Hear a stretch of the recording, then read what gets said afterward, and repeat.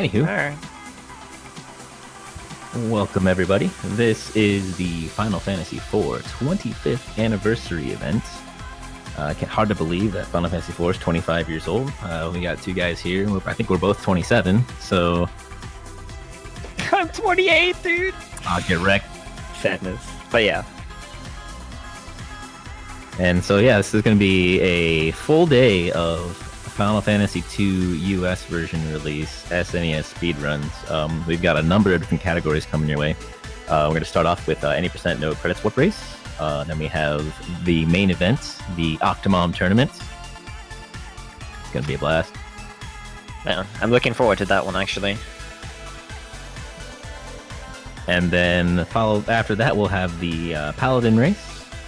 And then to finish off the day, we'll have any percent no 64 floor door race. Floor, door, stairs, whatever you want to call them. So, to introduce myself, I am Nirm. Joining me is... I'm Elmagus. Hello everybody.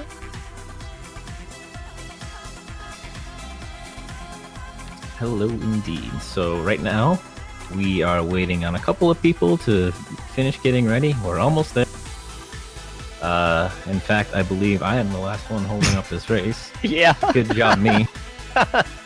So, our great restreamer Fizz, if you want to transition over to the game screen, make sure everything's ready to go, and once you give me the go-ahead, we'll start the race. Looks fantastic. Amazing layout, by the way. Who made that? That is Fizz. Hard Nice. work pays off. Amazing. Shoutouts to Fizz.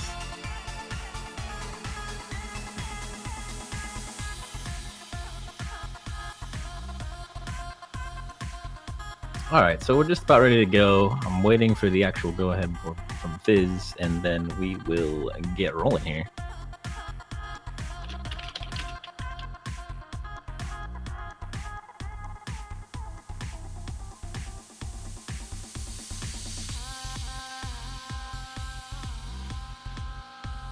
Alright.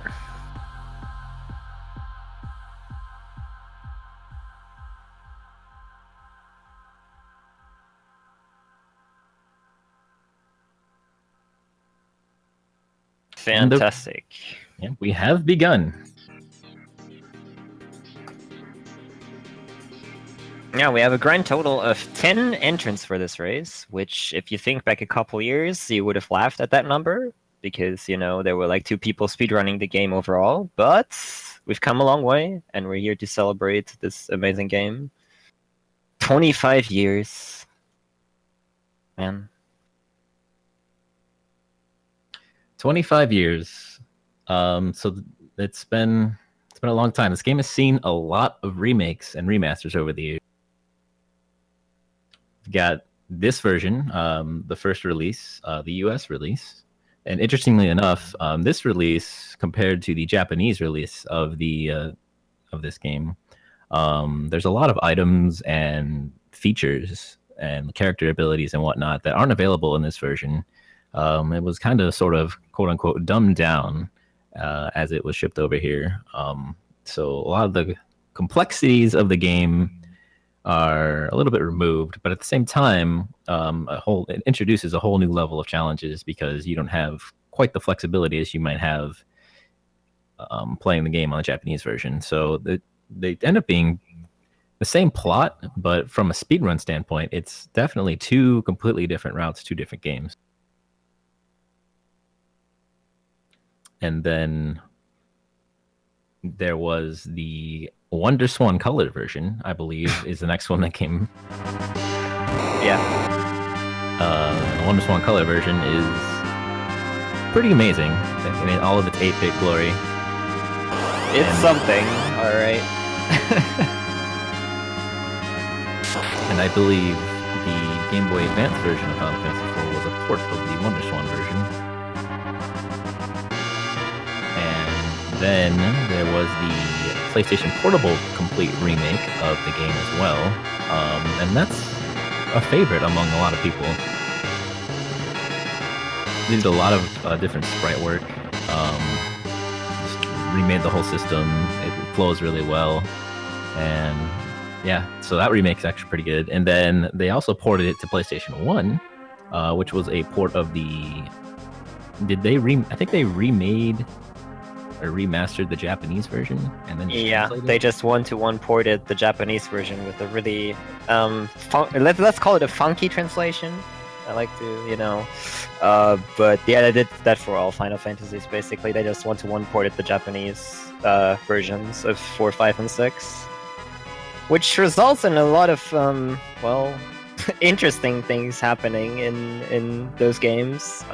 For instance, they also added dashing, which you cannot do in the version we're currently looking at. But yeah, battle speed and whatnot, since it was like a one-to-one port and onto another system, works a little bit differently on the PlayStation version. If you never played the PlayStation version and can somehow grab a hold of it, it's an experience for sure. Yeah, you'd actually think from a speedrunning perspective that everybody would kind of flock to the PlayStation version, but especially with dashing. But there's a lot of little things in that version that are definitely dissuading of ever wanting to play it. Oh yeah.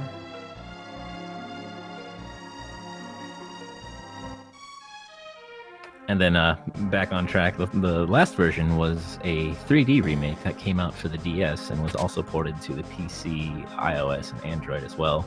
And a lot of the younger audience, that's the first version of Final Fantasy IV they got. And I actually didn't really play through the remake. I got maybe halfway through it, so I can't say one way or another whether or not it's good. But from what I hear, a lot of people have claimed that the 3D remake is definitely very difficult. I know there's a PC speedrun that was about 4 hours long, so interesting.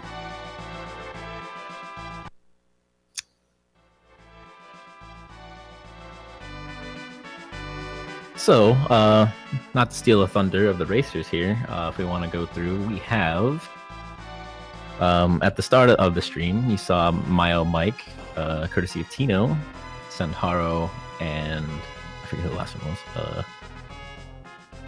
Dang. Good question. And then currently on stream, we have Rivers McCown, The Roth, Creative Eli Risliu. We also have Exodin, Couch, and Nathaska Racing. Yeah. So we've got, I believe it's 9 people racing No Credit Warp, which is a pretty great turnout. Yeah. Currently, we basically have the seasoned pros on screen here, whereas the other racers that joined are very recent additions to the, quote-unquote speedrunning community of FF4, but they're already starting to make names for themselves. From what I see, I haven't followed the scene for FF4 in quite a little while, but I occasionally hear about, hey, this guy already is close to sub 2, this guy already makes progress in those 64, so these guys are definitely no slouches. And especially in this category, any percent no credit warp, it's really, if you race this, there's always a potential that anybody can win. But why that is going to be made very clear in about 2 hours. But yeah, we should be in for a very good ride here. I hope we do see at least 50% success rate. That would be really cool, but we'll see. Yeah, it's actually really interesting. We have a lot, as you mentioned, we have a lot of seasoned veterans like Roth and Rivers McCown. But we also have a lot of new faces to the community who have just started running, just in the past couple months or so. And so it's really awesome that we're able to get everybody involved to celebrate Final Fantasy IV's 25th anniversary. Definitely.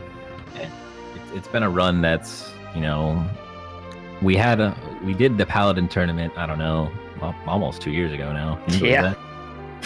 It's been a while.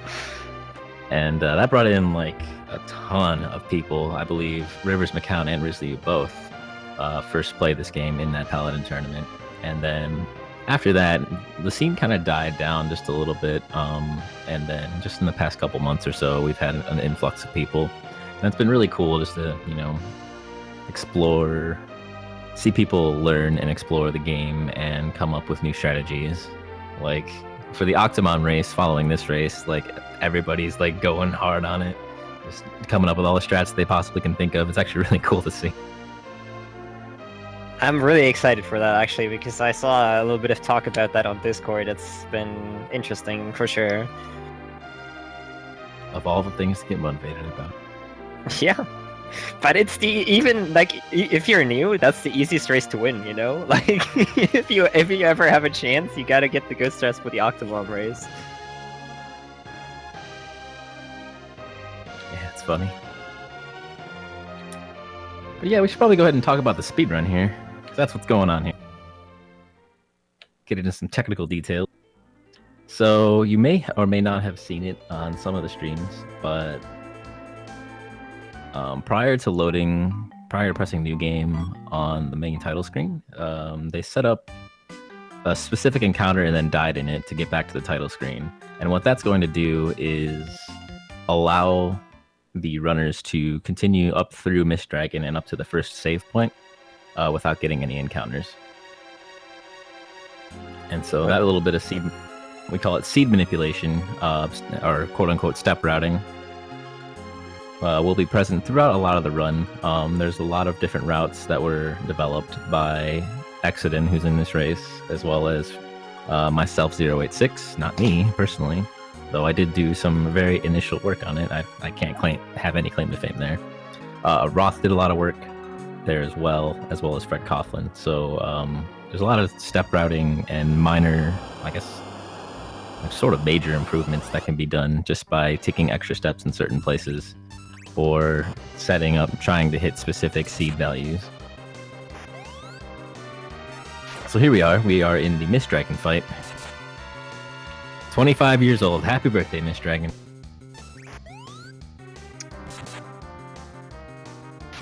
Alright, we shouldn't see anything special here, hopefully. The players are good enough to know what they have to do in this fight, where you basically just attack and jump twice at the start and then attack one time. The Mist Dragon is going to turn into Mist, in which phase he, if you attack him in that phase, he will counterattack you. So you obviously don't do that. What most runners will do here is wait for an audio cue to queue up a jump for the perfect timing, so that Kain will basically land right after Mist Dragon retransforms, as you can see on all screens that is happening right now. And they are using another glitch here, or the first glitch actually of the run. They'll start duping items in their inventory. I think we can follow Riz right now, real quick here. Yeah, there we saw it really quickly. He selected his 4th slot, unequipped his shield, and the shield went into the 3rd slot. So that 4th slot basically had a negatory value to it, and re-putting that into the hand will give him an underflow, basically. We can see the other runners that make their way to Mist here using the tent. Soon finishing up that glitch. They will do some inventory manipulation here, unequipping the Iron Glove for Kain, and then nice switch to other runners. Going to see them too. But yeah, they will unequip the Iron Glove for Kain, because we will need that specific item for a boss later. But you can see on Couch's stream right now that he underflowed his shields. Made a little mistake there somewhere, unfortunately, getting the shields into inventory. Ideally, what's supposed to happen is the shadow shields are supposed to give you an empty slot in the inventory, as seen on Santaro's screen right there. And that will basically give you a very good amount of shadow shields in your inventory that will sell for a lot of money. I believe it's 6 million, if I remember correctly. I'm a bit shaky on numbers for this game. It's either 6 or 65, one of those two. But it's enough money to get through the game. Additionally, what a lot of the runners have been done, they've been using their tents for a very specific reason there. They do something called the Misclip. Couch, unfortunately, it seems had a bit of trouble there. But yeah, what you can do in this game, you can basically open the menu after half steps. What that does is, or you can trick the game in a way that if you take that half step that you see everybody do, and they then use a tent, the game will think you're one further tile into the direction you walked into than you actually are displayed as. As a result of that, you can actually save on the City of Mist, and then that way, if you hold right, the game will let you, if you save, reset and reload, the game will let you walk over Mist basically and enter from the right side, and that way we get a lot of very powerful items very early on, including the Dancing Dagger here. Additionally, in Rydia's house, we do have the Tiara and the Change Rod. Now, there is some interesting strats right there. Everybody will pick up the Tiara, but I am not so sure if everybody will actually pick up the Change Rod. The Change Rod taking considerable amount of time for top runners to get here. It's at least 15 seconds, so some top runners that feel cheeky might actually opt out of getting this Change Rod. The Change Rod gives a lot of stability because it will increase the intelligence of spellcasters that can equip it, but it's not a necessity if you feel like gambling for a little bit. Yeah, so unfortunately for Couch, it did seem he made a mistake duplicating the shield, and he also forgot to save. So he should just restart. He could restart, but I think his pride is crushed. It sucks. Let me tell you, as somebody who did that before in a race, that's the worst feeling you can have, actually. Like, missing the dupe and the clip is really, really terrible. You feel really awful after that. Good memories from 2012. Oh well. 2012, 4 years ago. Yeah. All right, so we are through the Town of Mist, picking up our OP equipment, and so now, what we'll be seeing is the runners progressing on the way to Kaipo, and then they'll be on the lookout for specific encounters that they're getting.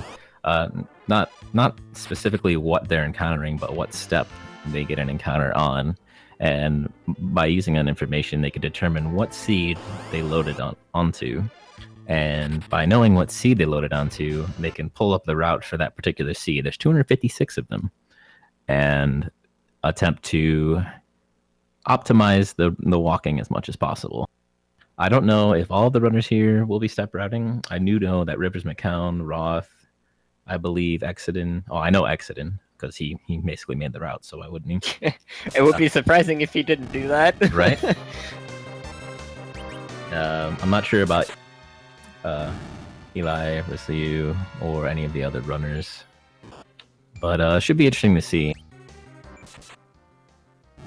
So here we're in Kaipo, beating up some guards. They want to take Rydia. Happy birthday, Kaipo guards. You've only ever ended one run. Wait, seriously? I had, like, lightning hit a telephone pole, and it reset my SNES, but not my stream during Kaipo guard fight.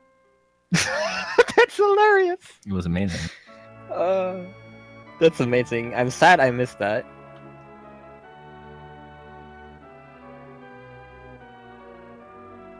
It was good times, good time. So plot-wise, Cecil burns down the Town of Mist, feels bad, runs away, finds his girlfriend dying of sand fever, desert fever, sand fever. Desert, I think desert fever. And then he has to go get the sand ruby to cure it. Doesn't actually talk to anybody who tells him about the sand ruby. He just knows.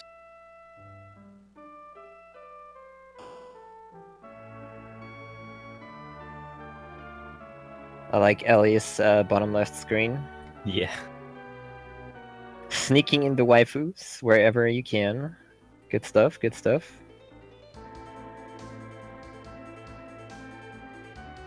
But yeah, so now people are walking towards the waterfall cave, and yeah, like Nur mentioned earlier, some of them will still have to have a lookout on where they get encounters, because some seeds have encounters on the same steps for a little while until they diverge just a little bit, so they will still have to be on the lookout here for the most part. You can definitely assure that Rivers and Roth are on their respective step roads, but the others will probably just try to go for it. That's what I usually did, though, when I just, like, you know, raced every once in a while. I just tried to do it, and if I couldn't keep up, I just abandoned it. It's not a big deal if you're not on a step route, but it does help out quite a bit with the time saves. But especially for any percent, you know, you can get through this game sub 2 hours without the step route. I think that's Roth had a 157 without a step route. Is that correct? 159.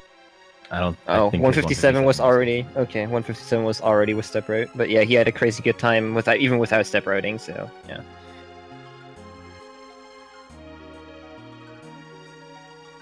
Other than that, there's not much to say about this cave. You're basically just going to see FF4's specialty, which is back attacks and killing off Rydia. I already see Rydia dead in one stream there, yeah, on Ellie's screen. But yeah, the thing with back attacks is that they are very hard to avoid.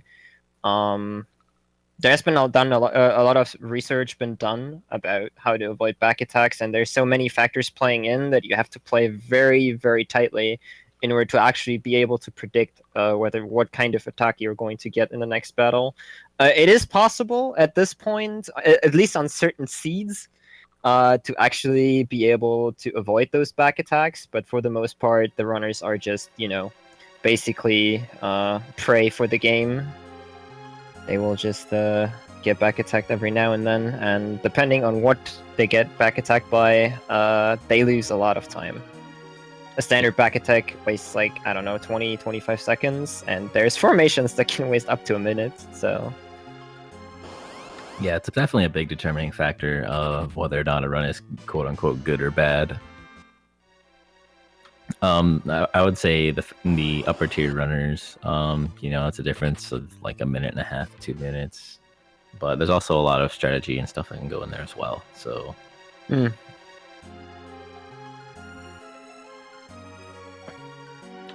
yeah, the back attack manipulation is something like frame perfect on top of moving a specific direction, on top of managing which character is out, plus how many times you switch. It's absolutely ridiculous. Yep. And Roth did it for a long while there. I know Rivers dived into it for his PB attempts and stuff like that. And it's crazy to see these people do that. Like, I would not have the patience to do all of that stuff. Ooh, looking like Tino's computer crashed, so he's gonna be out of the race. That's a real bummer.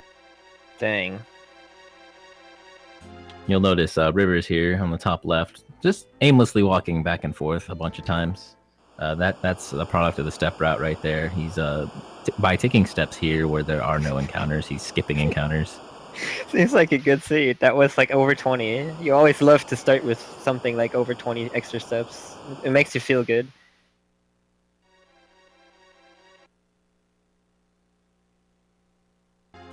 He's still in the lead though. Can't really argue with results. I don't know. Yeah, for sure.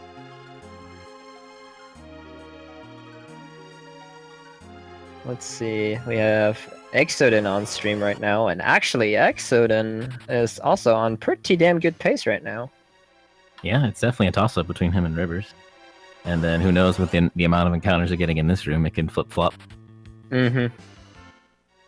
So coming up here, we have our good friend Octomom.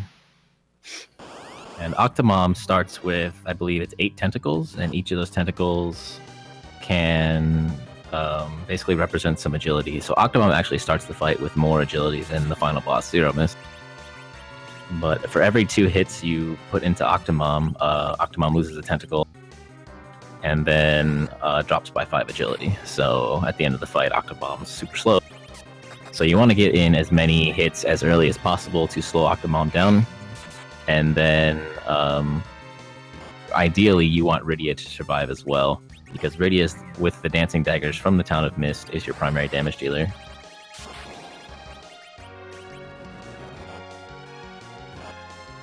As you can see Exoden do here, he will also do some inventory management whenever there's like quote-unquote, I'm just going to call the downtime in between turns, whenever there's a message cutscenes, or when there's an attack animation going on.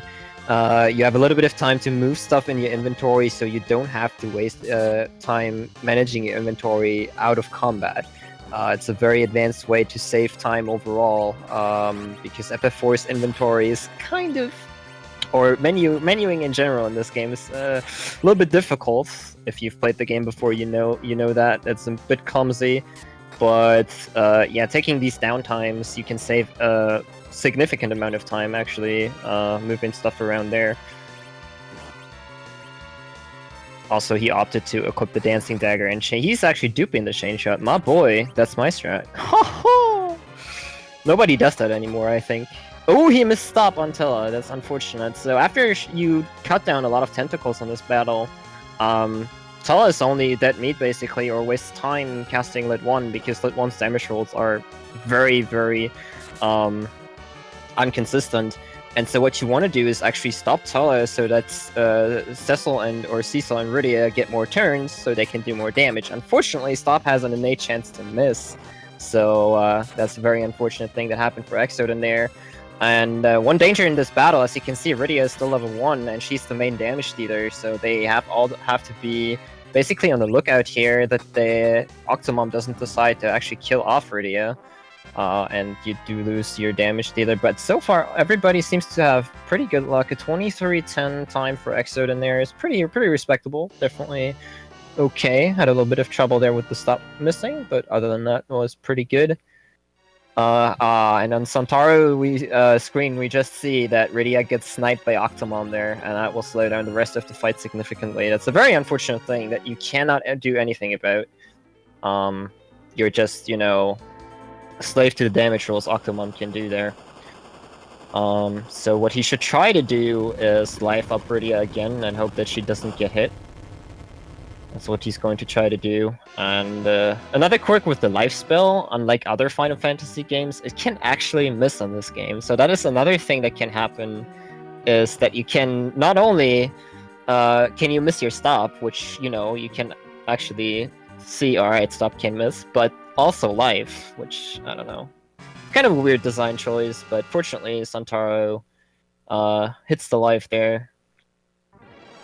Should be finishing off this battle right now. There we go, 24-20. Still not the end of the world, very okay time. But very unfortunate time loss there. Whereas on Accident's stream, where you now get to see the most iconic line of dialogue in video game history. You spoony bard! Happy birthday. 25 years of spooning. They are the spoons. If you have a spoon available as an emote, now is the time.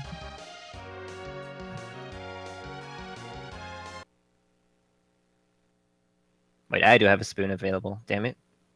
Shame on you. I'm support your man Bowie the hero. Gonna retroactively post a spoon. There we go. Aha. Father, stop!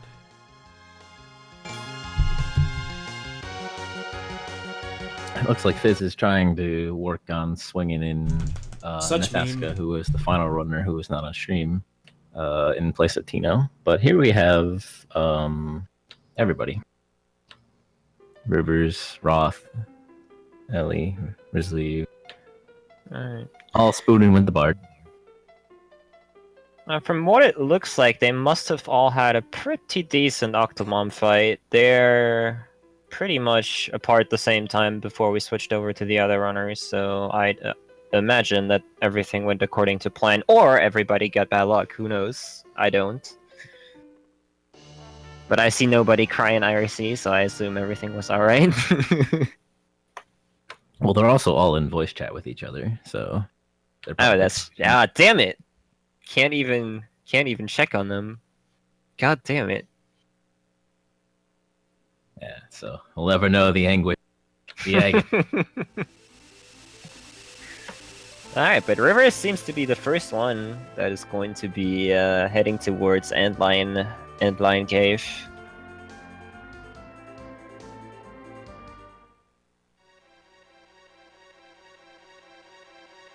The Roth is not very far behind, and in this cave, let me tell you, the lead can change really quickly. Ellie also almost on his way. So in this cave, I assume, and I hope for everybody, that people pick up this life. Yeah, Rivers picks it up there. This life will actually be in the way in your inventory, but if you do get a back attack in this cave, the chances of Rydia dying are almost 100%, so Roth of course skipping it. Doesn't get punished for it yet, but you absolutely do not want to have Rydia die because the next battle would be twice as long without her. It's not really a game over type of scenario if Rydia dies, but yeah, it's definitely something you want to avoid at all costs. And Roth already caught up due to Rivers getting more encounters than he does. And do we have a lead change here? Almost. But he's definitely neck and neck here. Rivers not getting an encounter in the Antline room though, and he's off to the boss, the Antline.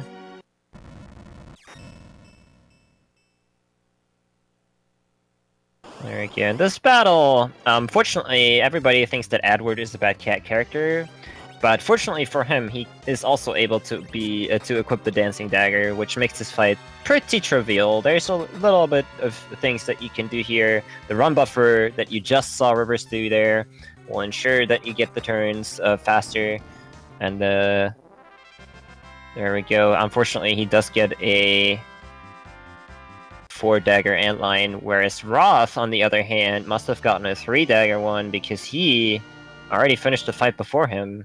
Damn. That's what luck can do to you. Or damage rolls. But both basically still neck and neck, whereas Ali already entering as well here, as you can see, with a little bit of a different formation than the other two. Opts in to have the standard formation going for this. The other two basically switched out their formations already to set up for the next couple bosses or characters that join your party. Both of that, so that it's set up in a way that you don't have to change your formation anymore to get ideal ATB. But yeah, Ali, no problem there either. Riz also very close behind.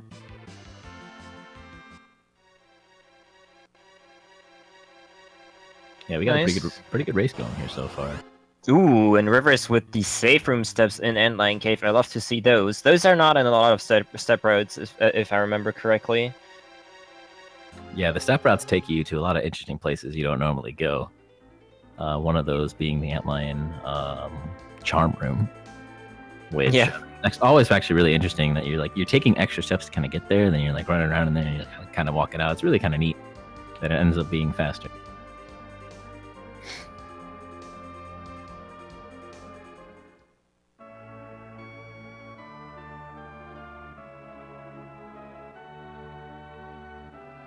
Alright, for now we have a little bit of story time here.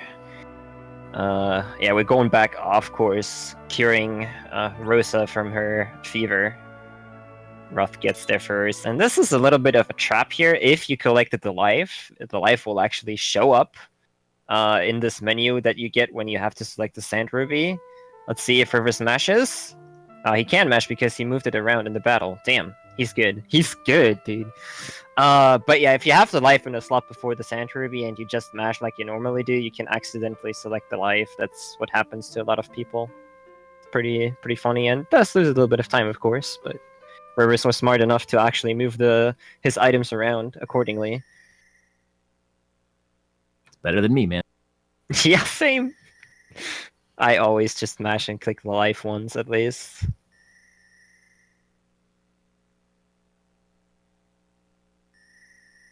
And yeah, from here we get to hear a little bit of a song from Edward in the night, thinking to himself. And all of a sudden, there's a water hag out of nowhere. My boy, the water hag. Yeah, this battle is very interesting. Sorry, you can take over. I was probably gonna say the same thing you are. So in the past, before the Miss Clip was found, and Edward had only his harp, he had a tendency to miss a lot, and so completely out of your control, this fight could just end your run, just because Edward sucks. And his harp would miss, the water hag would body him, and it'd just be over. You had no control over it. But fortunately, with the dancing daggers and Edward in the middle slot, the chance of him missing is like 1%. So it's not impossible, but it's highly, highly unlikely compared to what it was in the past. Yeah.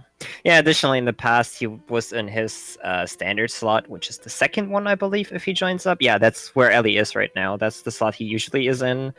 And that slot has, I think, 5% added miss compared to the middle slot. This game has weird properties in its slots. Like the first slot has an agility boost. The second is that's the middle one. The second one, that's the top one, has a little bit less, and so on and so forth. And it's really weird. There's a lot of special properties to where you put characters. Depending on where you put your characters, they will miss more often, or they will be a little bit slower. It's kind of weird. It's really fun to play around with though. One of the things that drew me to this speedrunning this game was definitely that it's so wacky. It's really so wacky and finicky. It's really fun.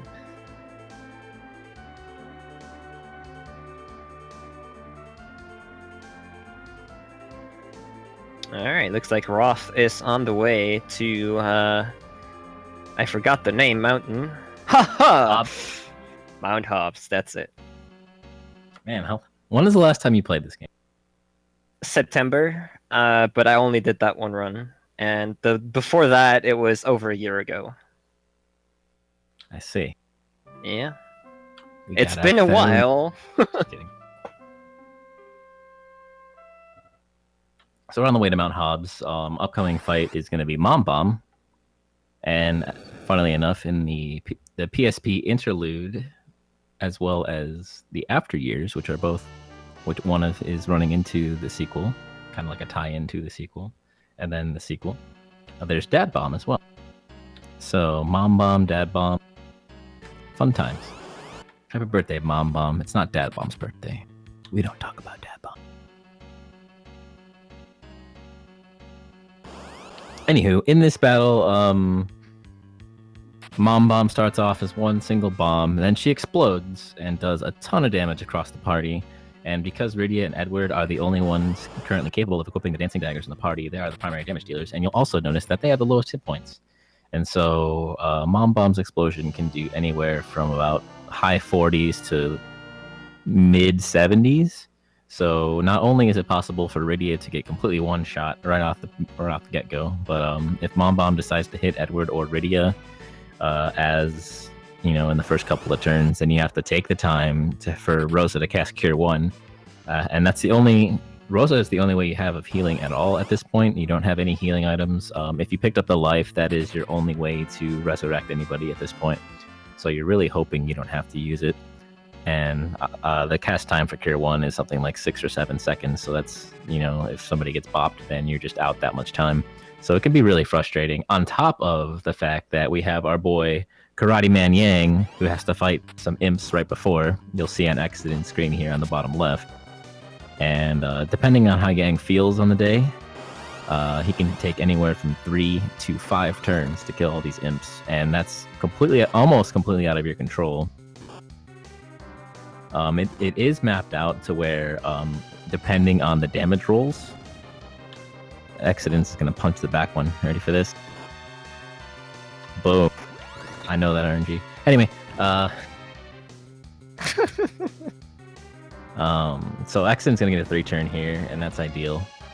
But if it takes 5 turns, that's 20, 25 seconds you have no control over. That's just gone. And this fight can be really trolly, can be a real big waste of time that's completely out of control. So hopefully it goes well for everybody. Yeah. And it's very important, especially, this is the first fight where it actually comes down to you knowing what character's turn comes up next. So you can input your commands relatively quickly, because you need to know that in order to get a very ideal fight. If you slop on your turns, they will get mixed up with each other's, and it's not going to look very good. You want to end the first phase here after dealing 800 damage on Yang, basically. As you can see, Exoden input the kick there, so that the kick is set up for the second phase of the boss fight here, where she splits into 6 bombs that you have to finish off. He got pretty okay damage rolls there on his characters. Rydia did not die, which is very good. And you want to take out the gray bombs here with the dancing dagger, because they have, I believe, 100 HP, and Cecil and Yang will not be able to kill them with like a hit or two. So you want to leave that to the other two guys that can actually deal damage. And looks like Exoden had a pretty damn good fight here, and I just cursed it. As Yang does not kill the last bomb. Sadness. Anyways, looks pretty good there. Meantime, Mayo Mike is moving into the fight himself. Santaro also right there. So not too far behind those two. It's definitely 37 Mom Bomb is definitely very, very good. 38 is still okay time. Cannot complain, especially I'm not sure if they are step routing, so if they are not step routing, 38 is definitely a great time. Let's see how Santaro's fight goes here. Looks to be pretty okay so far. You also have to be very aware of your damage rolls here. Like I said, the first phase of Mom Bomb here has 800 HP, and you do need to kind of keep track of how much damage you dealt so you can react accordingly. There we go. Mayo Mike trying to cure up, I don't know. Decided against it, wanted to play it a little safe there. But, ooh, that were very high damage rolls on most people there from Santaro. He's got to be a little bit careful here. But he should be fine. As long as you clear out 2 Grey Bombs in the first turn here, you're not in any danger at all. It can happen that 1 or 2 characters die if you're very unlucky, but that can actually be beneficial for you if the right people... Oh my god, what? He killed Cecil? Are you serious? Unbelievable. I have never seen that. Like, I have never seen a Grey Bomb deal 100 damage to Cecil. Is that real? Yes. Unbelievable. Front row Grey Bombs are no joke, man. That is... I mean, I've seen them deal like 70 or 80, but not 104. That's insane. Anywho, that's actually not terrible, because Cecil does not need the experience. But yeah. Got through the fight all the same. Mayo Mike, on the other hand, had a very unfortunate death there, because he kind of wanted Edward to get the experience in this battle here. He did not get that, so for the next part of the game, where Exoden is right now, the Fabul Gauntlet, or is about to start it, I suppose, Edward is your very, very most important character. And if he doesn't get the experience from this battle, he'll have less HP, which is already bad, but also will be slower. And here we're jumping right in on the screen transition, Rivers and Roth already in there. Rivers just clearing out the first battle, whereas Roth is already on the second one. Yeah, so it looks like Roth has a little bit of a lead, followed by Rivers and then Exoden on the other screen.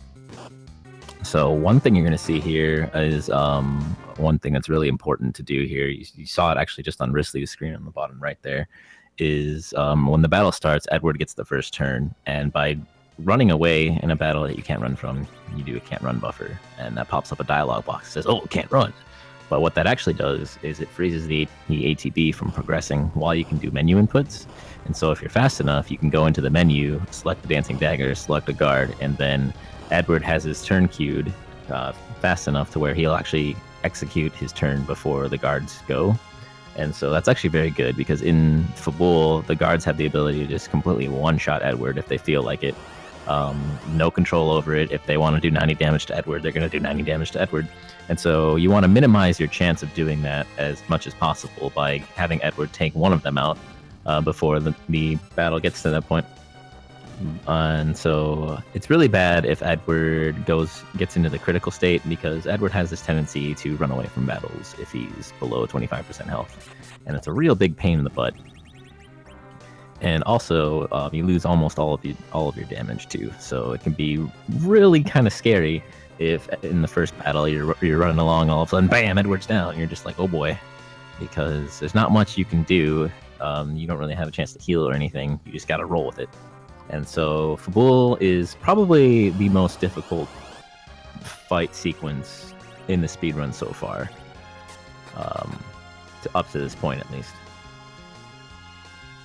And so you definitely want Fabul to go as cleanly as possible. Yeah, I dare say this might actually be the most difficult sequence in any percent period. Quite possible. So there's a lot of difficult stuff coming up, but this is definitely up there. So right here, you're going to see the runners dupe the Fire Claw, and what that's going to be used for is a glitch later on. Way later towards the end of the game. And so there, Roth did it right at the end of the fight there. I think he might have forgot early on. There's Rivers doing it right there as well. And so that's needed for the final part of the game, but not necessarily right now.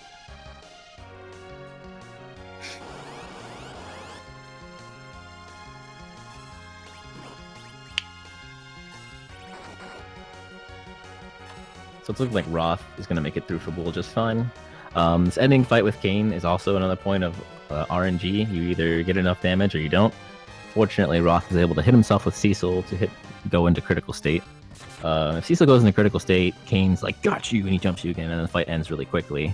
But if Kayn and Cecil combined don't do enough damage to Cecil, then you have to sit through a whole bunch of dialogue boxes, and then Cecil gets hit again, and then he dies, and you have to sit through the Perish dialogue box. And it can be just an unfortunate waste of time that you really have no control over. And so Kayn's jump can do anywhere from like 110 to 230, and then Cecil can hit himself anywhere from 11 to like 60. So more times than not, you'll get the fast Fabul, but if the game doesn't like you, the game doesn't like you.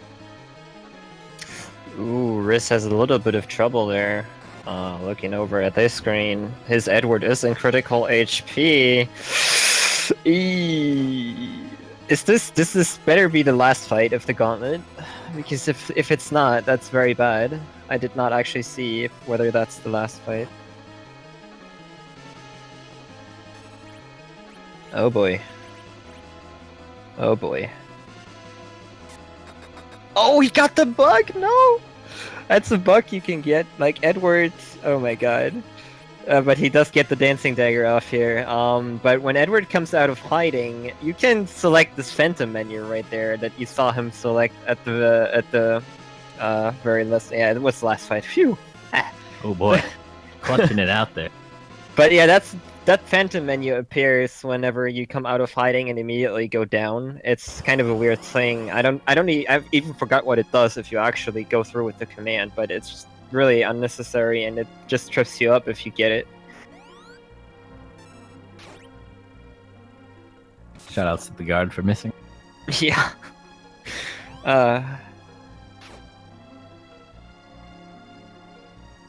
Gets the fast thing. Ellie and Riz are neck and neck as well. That's a very nice race there between two people that are close to each other. Same for Roth and Rivers, really. Roth with a little bit of an edge here, had a fantastic Fabul time. To be expected, of course, but you know, it's always amazing to see like people like Rivers or Roth run this game and get like these 42s, 41 Fabul times consistently. It's fantastic.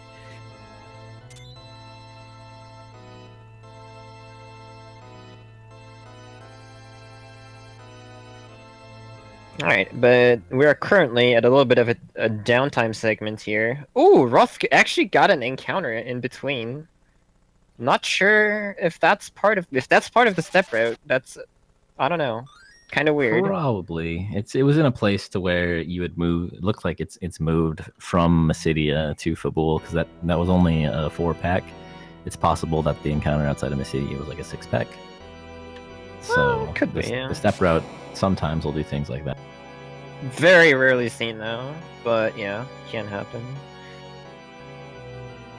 But yeah, we're going through a little bit of cutscenes. Now we're switching to the other runners. You can see Exoden just equipped 500 Fire Claws there. Or yeah, finished the duping. Again, important for later. Mayo Mike and Santaro are both through the Fabul Gauntlet as well. Mayo Mike currently on the Kayn fight, and oh god, I'm bad at pronouncing Nathaxa? I tried. It's currently only at Mount Hobbs, but I don't know, maybe there was something happened there at the start of the race, probably. Yeah, Nathaxa, I believe, failed misclip and started over. Ah, So nice little 15-minute time lock. admirable though to start over. Definitely very cool. Yeah, keeping pace then though. Like if 15 minutes lost, if you count backwards, that's actually a pretty okay time right now. I assume seat 92 was not reset up, so even more impressive actually. The current pace, not bad, not bad. Can take another look at the Mom Bomb fight because we like it so much.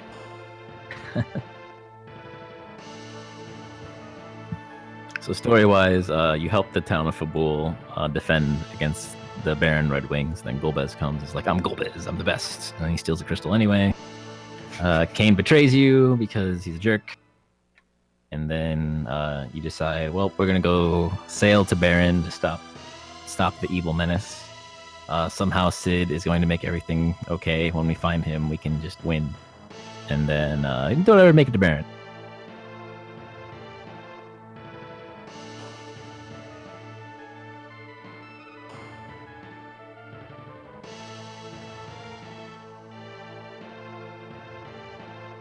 So yeah, Nethaxa's top right screen, Yang with the 4-turn. Good old classic Yang.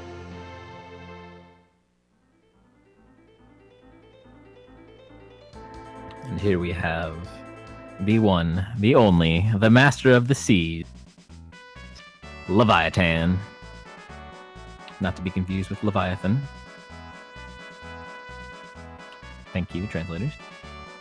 Happy birthday, Leviathan.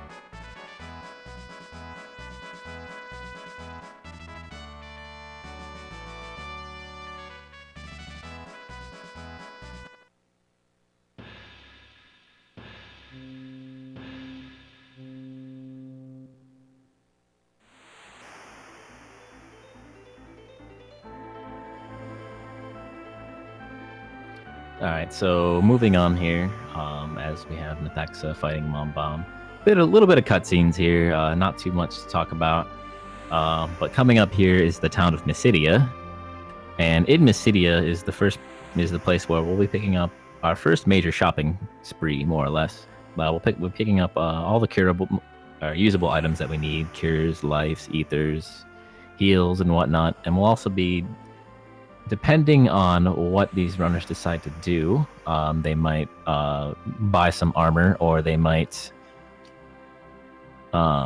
choose not to. That is definitely an option. I believe most, if not all, the runners that aren't named Fred Coughlin are going to go buy armor. Shout out to Fred. And then they'll buy some armor, they'll get their usable items, and that's how most, if not all, of the healing from this point on will be done. We'll be through those items, and then we'll pick up the famous Mysidian twins, Apollum and Porum. And Apollum and Porum, they introduce so much randomness to this run with their twin cast spell, and it's a total pain in the butt. They can either cast Comet or they can cast Flare. Flare does a lot of damage, but it spreads its damage between targets. And then Comet does equal amounts of damage across all targets, but it's not as much. So it's possible just to get through using Twin and just using Cure 2s, but it's a little bit slower. We've come up with a slightly faster way, and it involves throwing vegetables and trash cans at things. So hopefully you'll get to see a little bit of that up here soon.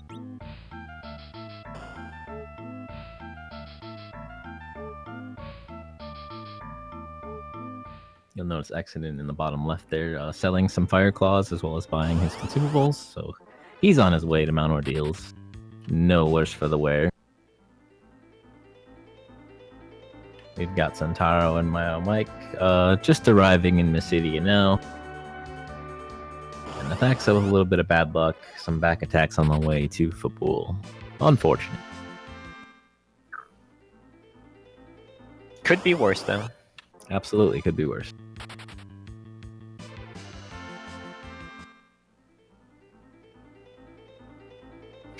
Santaro getting a back attack right before Mysidia. Love to see those. Oh man, and another battle. Oh, that message popping up is like, oh no, you don't. Oh yeah, tiny mages are definitely scary.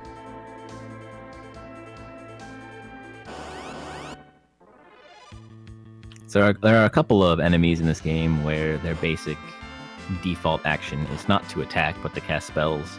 And casting spells takes way more time than an actual attack, just from the animation. Oh, Exodin getting owned by 6 imps. Really unfortunate. Again, it could be worse, but this is already pretty bad. They could be, like Nurm said, they could be enemies that start casting spells, and yeah, that takes forever. And we are on Mount Ordeals in the top here with Rivers and Roth, and speaking of back attacks, this is a very, very famous place for formations like you see on River's screen right now, where 3 of the 6 would have casted spells if it was a back attack, so lead changes are definitely very common here. Very easy to lose time if you get very unlucky, and the boss can change everything as well, so this is definitely one of the most exciting spots in the speedrun.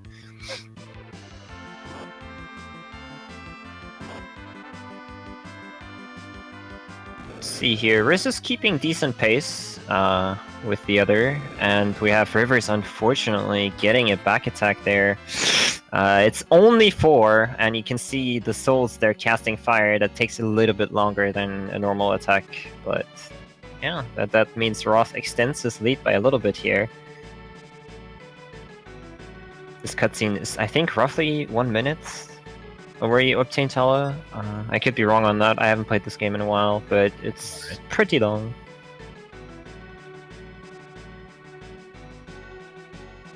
So looking like Roth well on his way. Yeah.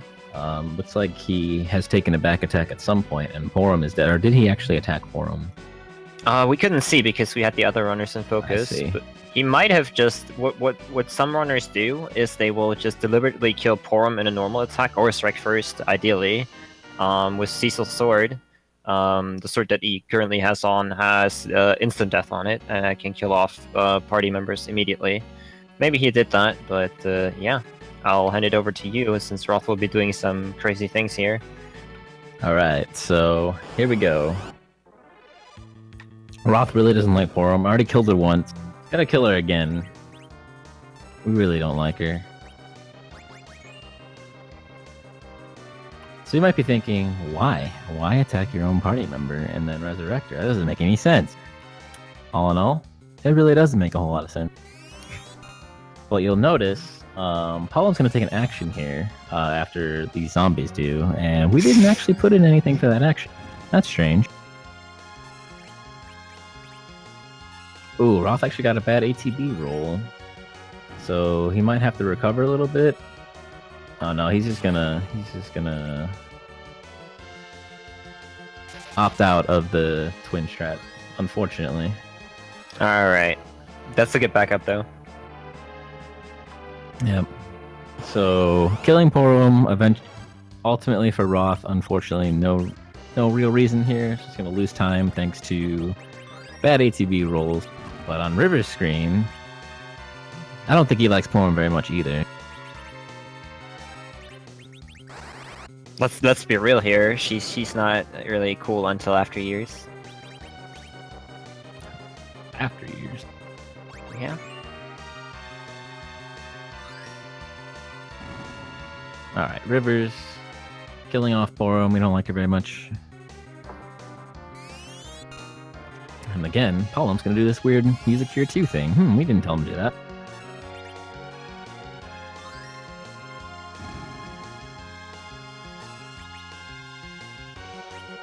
That's strange.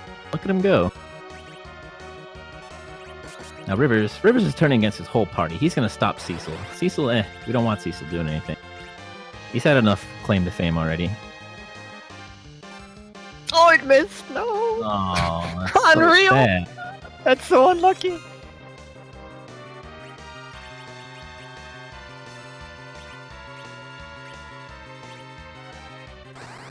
Oh man. So, the easy explanation for what was actually happening there, he's actually recovering. that gonna work? No. No. Okay. Basically, both runners try to queue up a twin and then killing off Porum at the same time when you queue it up.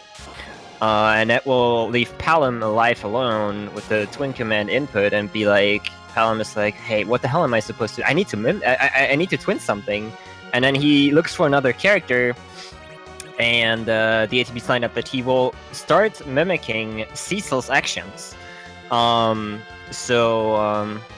ends up happening, since our last action with Cecil was Cure 2, he will start throwing Cure 2 at the enemy. You can use this to your advantage. Let's see here on Mylon Z, we might get to see it on Ross screen. Yeah, he's going to go for it, of course. What eventually ends up happening is that we will want to set it up that we can throw items with Palom, since he will just mimic anything that we normally can't use. Like, for example, a carrot or a trash can. Those items are not usable in battle normally, but with this mimic glitch, we can actually make them usable. And as you can see on Ross' screen, he just stopped Cecil, and suddenly, boom, a carrot for 6,000 damage. How is that even possible? You saw the item switching in the menus there. If you select a usable item, and then back out and switch the item places with like the carrot, then kill or stop the character, Palom will mimic that item that you switch onto the slot of the item that you selected prior to that. So what ends up happening is you can throw like carrots, trash cans, and whatnot, but you might think, how does that do so much damage? That doesn't make sense. FF4 has a very interesting property in that items like trash cans and carrots are bound to spells. Like they have a spell basically in the memory address are basically bound to each other. And oh god, I always mix this up. But either carrot is either fire 3 or whites, or vice versa. I always mix that up, but I think trash can is fire 3 and carrot is whites. Backward. Other way around. All right, whatever. But basically, you are casting that spell onto the boss, and it will just immediately die, effectively saving a bunch of time, over a minute, over the course of both fights. And the problem with this strategy is that it's very, very finicky. As you can see, both on the first Mylon, where it actually doesn't save that much time, already with a little bit of bad luck there. I had to back out and back it up. And on Mylon Z as well, you can get some pretty bad RNG, like Stop Missing, for instance, is something you cannot account for. And Nurm, who's with me here in commentary, originally actually found this. Well, we knew about like some weird mimic shenanigans, but he mainly worked on it to make it actually RTA viable. First we had a test of actually this category, I believe, where we saw that and we were like, what the hell? How's that even a thing? But yeah, from there Nurm took over and basically made it RTA viable. And ever since then, there has been so much work on the setup for this glitch. It's so much more reliable than it used to be. It's amazing how far this glitch has come. We actually see Mayo Mike here getting it on Mylon. Props.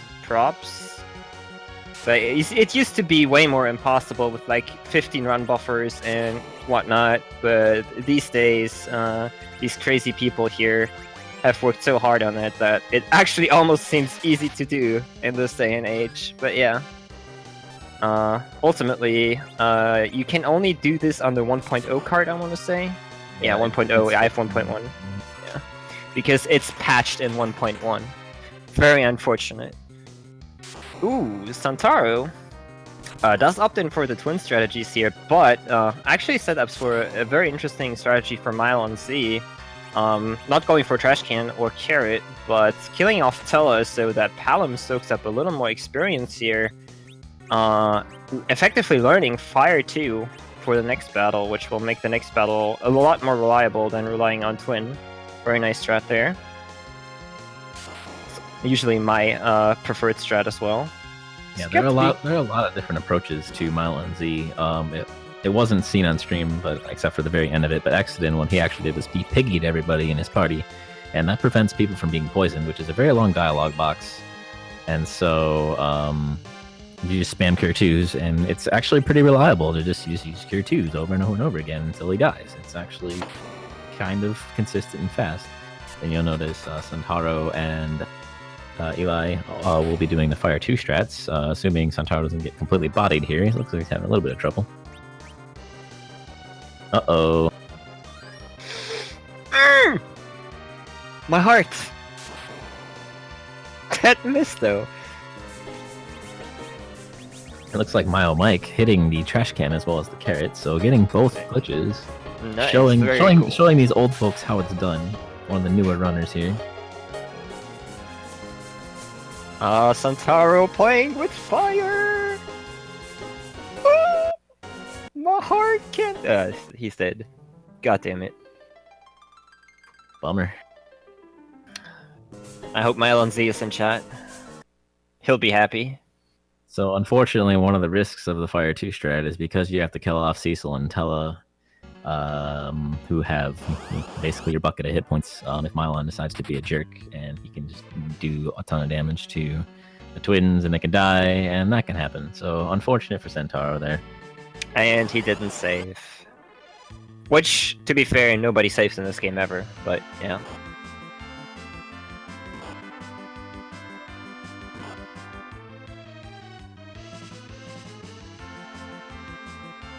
You might be wondering, maybe, what's happening on Exodus screen? Did the game just go crazy?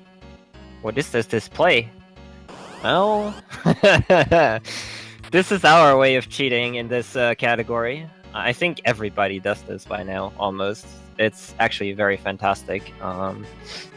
But yeah, this category, we haven't actually talked a lot about it yet, but we're doing some crazy glitches later. We already saw the Fireclaw setup, selling items, buying specific item amounts, you know, stuff like that. And this is the next step. Now, we're going to ultimately be using a very fantastic glitch here at the end of the run.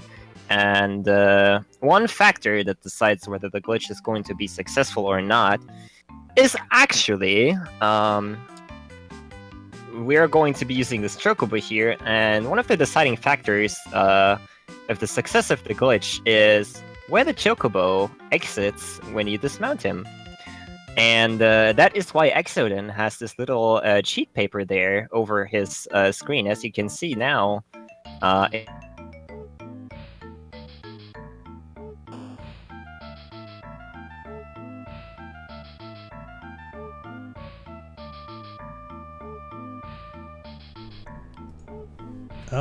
Oh, okay. fire with explaining too. Unreal. There you go.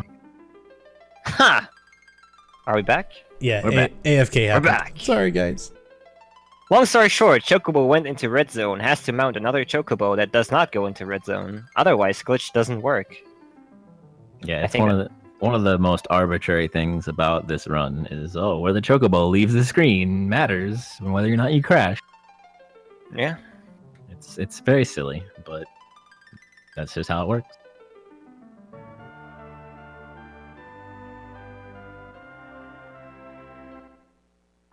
So unfortunately for Exodus, he will have to grab another one. That is probably a 20-second time loss, give or take. We can see two other runners preparing for the Chocobo. Where did Rivers lose so much time? Mylon, he had to recover Mylon, and then he didn't have change on, so I think it took a whole bunch of twins, and then he had to Ether and all this shenanigans. It's a lot of time though, as Roth is already at Yang. Well, Roth's a cheater. Yeah. But yeah, you can see again it now the Chocobos leaving the screen. Boom. I think Ellie was good, and I think Rivers as well, if I saw that correctly. Yeah, Rivers was good. I didn't see Ellie's. Ellie's was like right above the red, so it should be fine. I believe Beak is the thing that matters, right? It is the top of the Chocobo, the top little feather. Yeah, thing. alright, then it was way good, actually.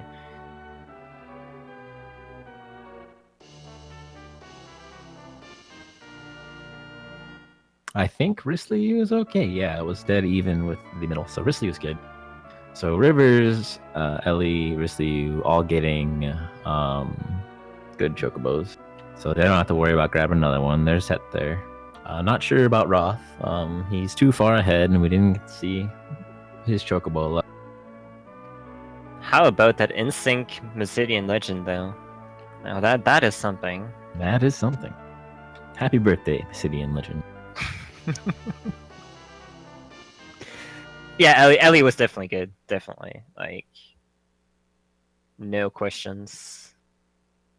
Yeah, I think Rivers, even with recovering, that seems like three minutes lost at least. Yeah, I know he and Ellie were synced coming out of Mylon. Okay. So it was all in that fight. Brutal.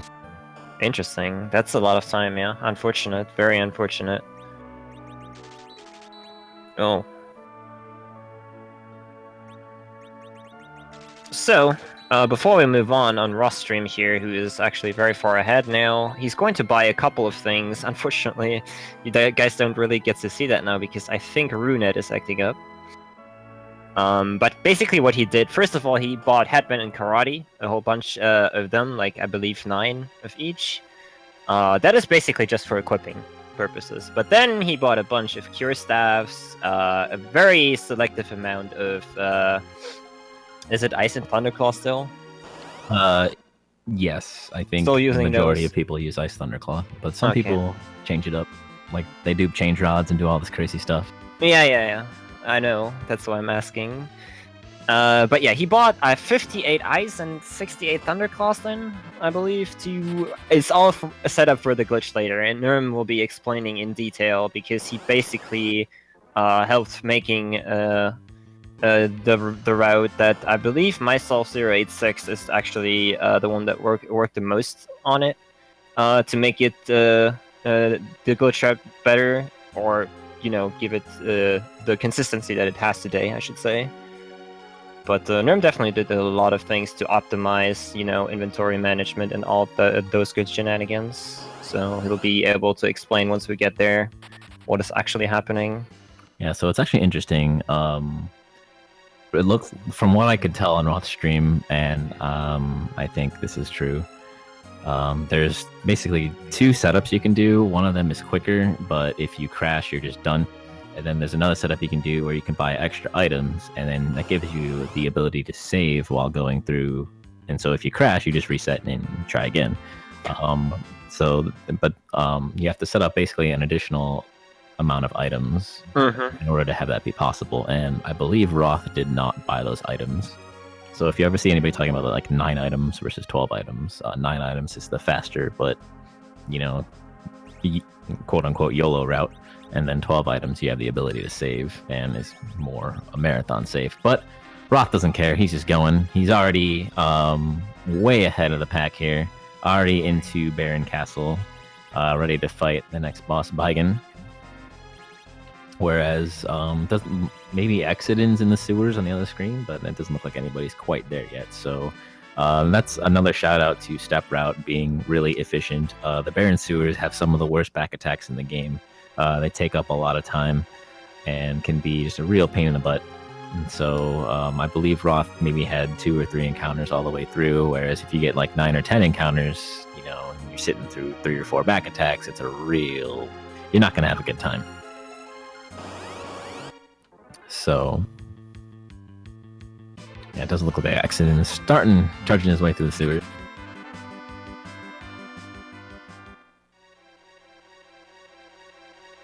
Or you'll just get encounters like this, where the crocodile will just attack, even though it's a normal attack, just because he's so fat. There's a lot of little minor things that can really screw you over going through the sewers.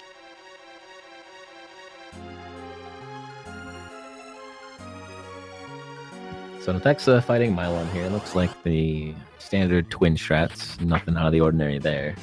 Exodin's plowing through Baron Sewers pretty well himself. I almost jinxed him. Almost. Don't quite have the Magoose touch. It just happens in FF4 races that I commentate, I swear.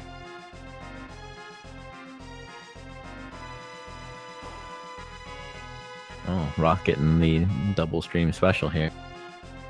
Nice, and we can see the first of many Meteos.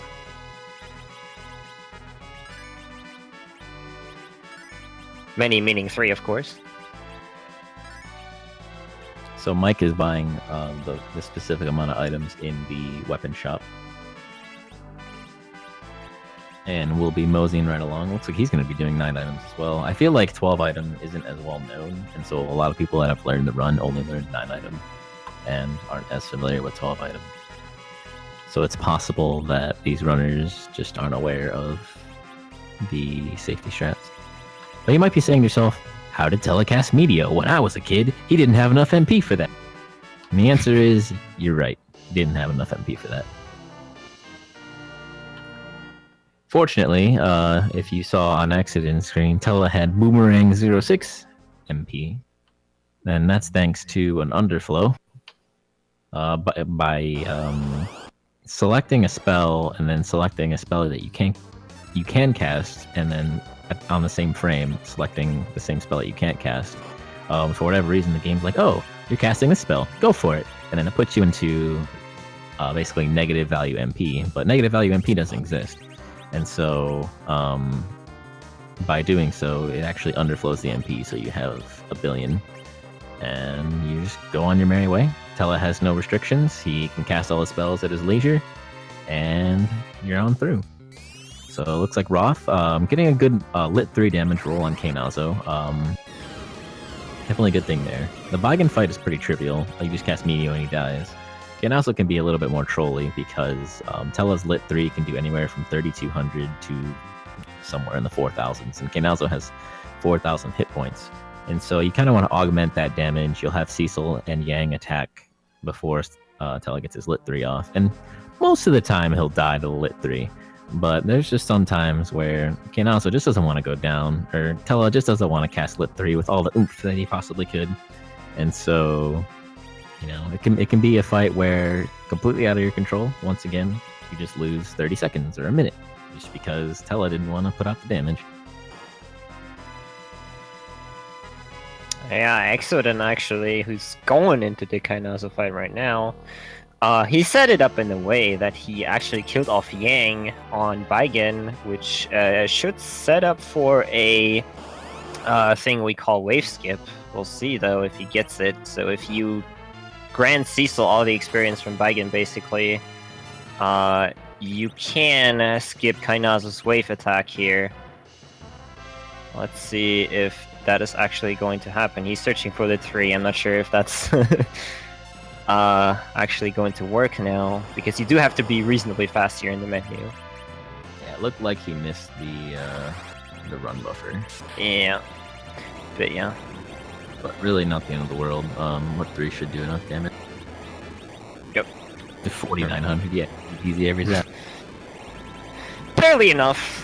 That's like, I think that's the highest damage, or maybe 5,200 is the highest damage roll, but it's definitely up there. Yeah, that's one of the highest I've seen.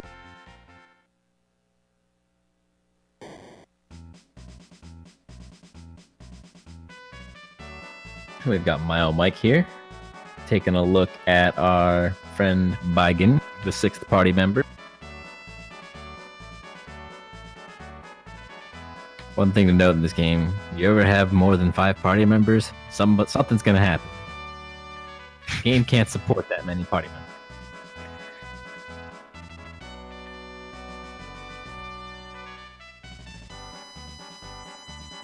Alright, so Mayo Mike is also setting up that Cecil soaks up all the experience. This does have a very cool side effect, by the way, that we actually didn't talk about yet, unless he did it when I was gone for 2 minutes. But we had all kinds of party members already. If you remember, we had Rosa, we had Rydia, we had Kane in our party already, and they're gone now. But are they really gone? The answer would be no. Effectively, they are actually still in a thing that we call Phantom Party. Like, the game still knows that they are, you know, they were in our party, and spoiler alert, they will eventually come back. And the way the game actually makes it so that when they rejoin, they are on a level that, you know, is on par with you, is that these Phantom Party members will gain the experience you gain in these battles, but there's a little catch to it. In this game, the more party members are dead, the more experience the other characters receive, meaning experience usually gets divided between all party members. So if you kill off more party members, you'll automatically gain more experience. In return, that means, though, that the Phantom Party members also will gain more experience. They will gain the amount of experience that is displayed after the battle. So, in order to level up, especially Kain, which is what we want to focus on, you'll see the people, or the Razor Seer, killing off their own party members in a lot of battles. Because we do ultimately want to have Kain rejoin at level 19 in order to secure a better boss fight shortly after he rejoins. That is the main goal with that. Yeah, so you got a little bit of a taste of bad damage rolls on both Ellie and River's stream. We kind of came into River's finishing up a botched Lit 3 attempt there, and Ellie, you got to see the full experience of Tella doing 3300, and Rizlyu with the 3400 roll. Damn. Just across the board, you'll see the glory that is Tella.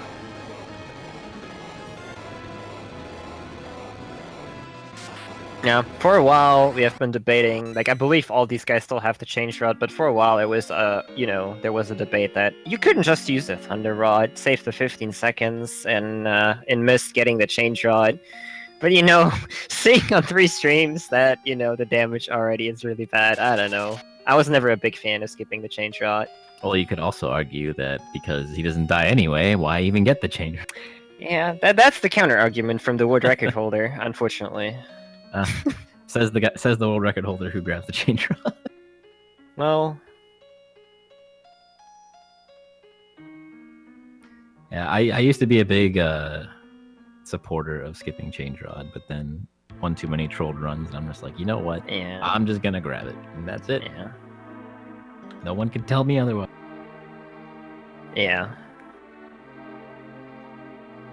So Roth, already to the town of Troya, saw his buddy Edward. He's gonna grab a black chocobo, and we actually have a manipulation for this. Interestingly enough,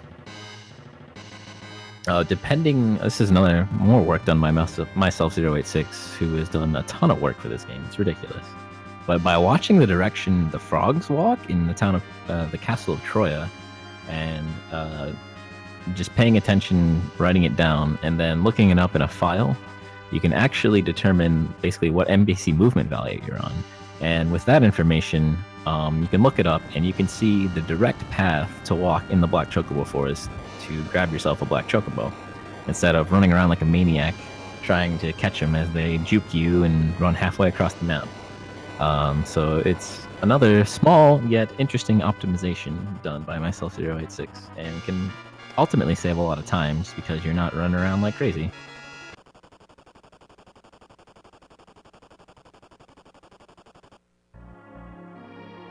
And so meanwhile, the other runners that aren't Roth, sitting through one of the longest cutscenes in the game. After you beat Kainazo, you get the airship, you have to talk to Kain, the twins get stoned, dang kids. And yeah, but Roth already more than halfway through the Cave of Magnus. Cave of Magnus is really interesting because going in here, Cid is the only party member who actually does not have metal equipment on currently. And so if Cid gets bopped in a back attack, you're dead. You're just completely dead. However, the ability to run away is still based off of the character with the highest agility. That's true across the board throughout all of the game. So whoever has the highest agility, that's what's determined when you're capable of running away. And in this case, it's Cecil. So you want both Cecil and Cid alive for this walk. And it's looking like Roth having actually a pretty great walk here. He's on pretty damn good pace. Yeah, this looks to be pretty good. So right here, you'll notice Roth is equipping Cid. He's putting on this iron glove that he pulled off of Kain way back at the beginning of the game. You're thinking, oh, iron glove, that's nice. He's got some more defense. And now he's dead. So what that does is, because every character has metallic equipment, it immediately ends the fight. But fortunately, what's supposed to happen in that fight is you go into the fight, you hit Dark Elf, you do like no damage, and then he throws a bunch of spells at you. He attack you for, a couple thousand damage, and you just get bodied, and then this cutscene triggers. But by having everybody have metallic equipment on, it just immediately ends the fight, and it's already programmed to, go into this cutscene when you die in the fight anyway. So we skip a whole bunch of battle animations and text and whatnot, and proceed forward.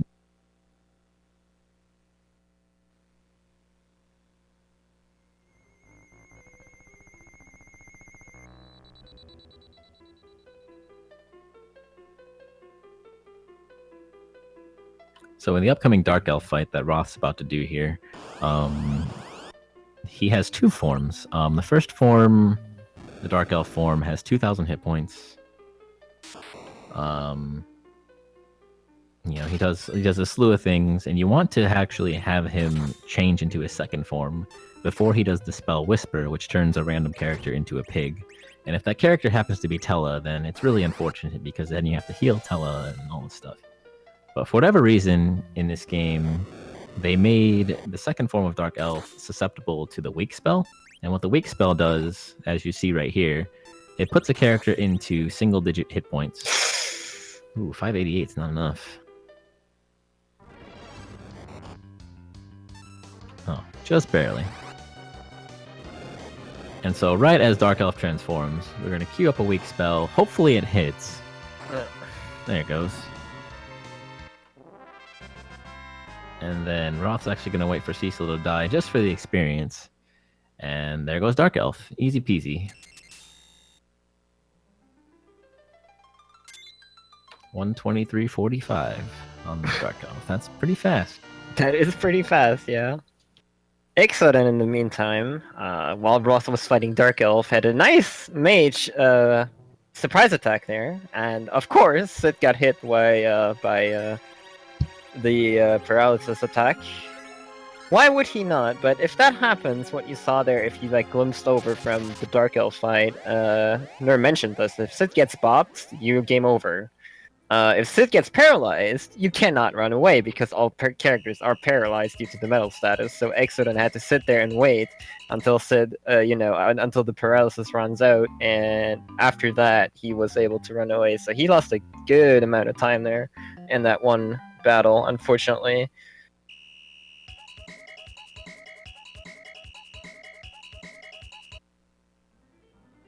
Yeah, really unfortunate when that happens. There's a lot of bad back attacks in that cave, including bats as well. But mage is by far the worst. You'll notice Roth grabbed another black chocobo and flew it out into the middle of nowhere and parked it somewhere, and is going to walk back to town. That doesn't really seem all that efficient now, does it? But it actually matters. What that does is, for the endgame glitch, it actually sets up something in particular, essentially the room that you need to get to trigger all the fun stuff and improve the time.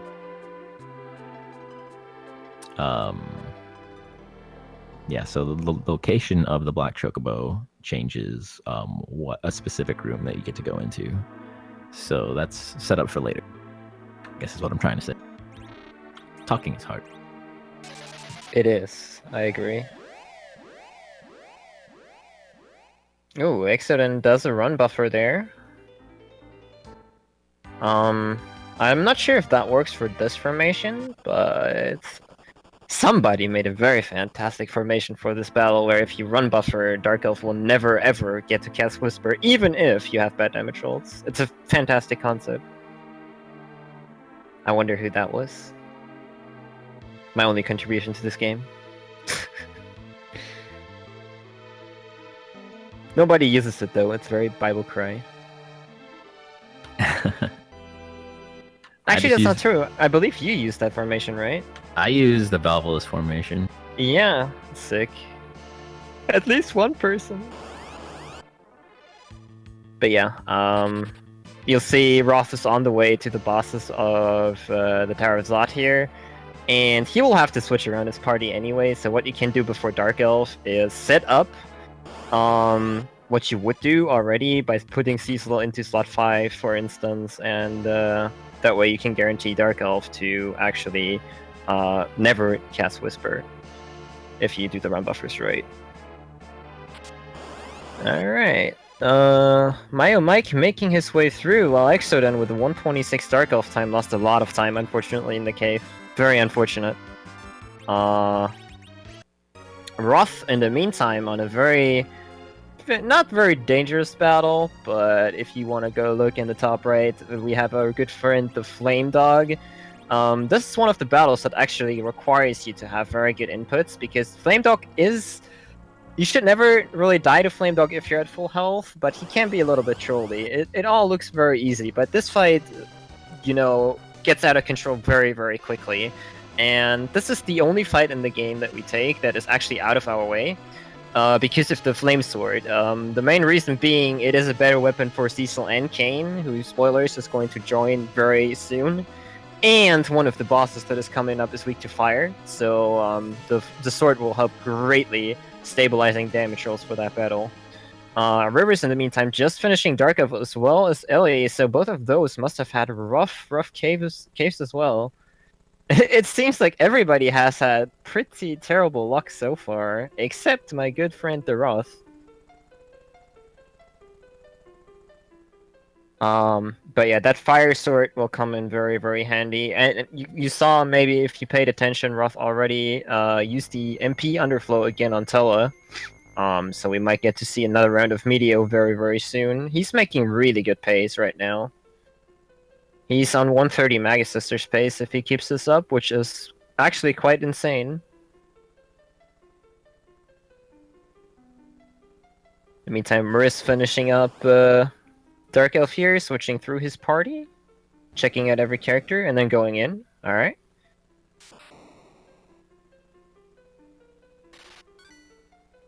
Ooh, Roth got a surprise attack there. Centaurs and Ice Beasts. Now, the dangerous part about the Tower of Zot is it's actually the first dungeon where back attacks can straight up kill you. Like, even if you're at full HP, if you get really bad damage rolls, back attacks can be lethal.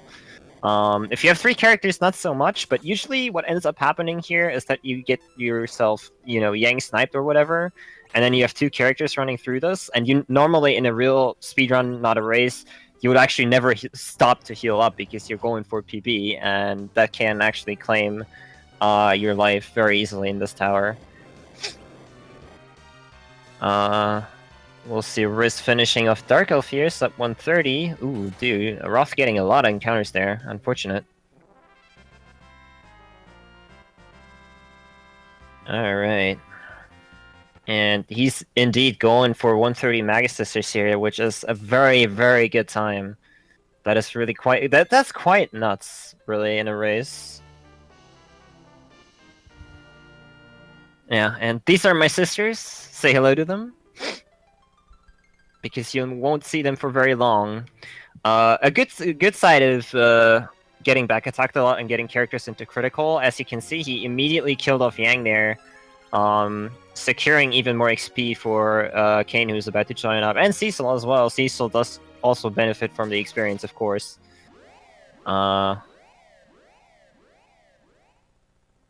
But yeah, the Magus Sisters fight is pretty easy. They will get 2 attacks, basically, 2 combo attacks, where they bounce off a tier 2 elemental spell of the wall that they establish. And it will hit a random target in your party, so the only thing you have to really watch out for is that if it hits Stellar on the first turn, or the first time they do it, you do have to cure to him. But other than that, you can do inventory management during dialogue and whatnot. It's actually a fight where you can do a lot of things to clear out a lot of stuff in the inventory. And indeed, the 130 Magus Sisters, that's nuts, dude. He is on good pace. Holy moly. Exoden, in the meantime, on Flame Dog. I think Exoden is still in 2nd place. Mayo Mike thrown back to the summit of Mount Ordeals. What happened there? Didn't quite catch it. I'm not sure what happened there. Do we have information? Yeah, unfortunately, I was AFK for a second, so I came back to see him out of luck there.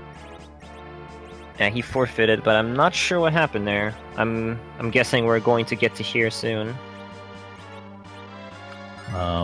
Potentially a bad Dark Elf back attack, or maybe he put on the Iron Glove too early.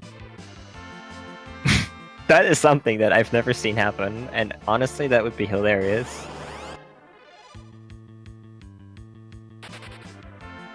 But, yeah, so far, Nathaxa is on Kainaza now, so still like the 15 minutes, yeah, roughly still in there.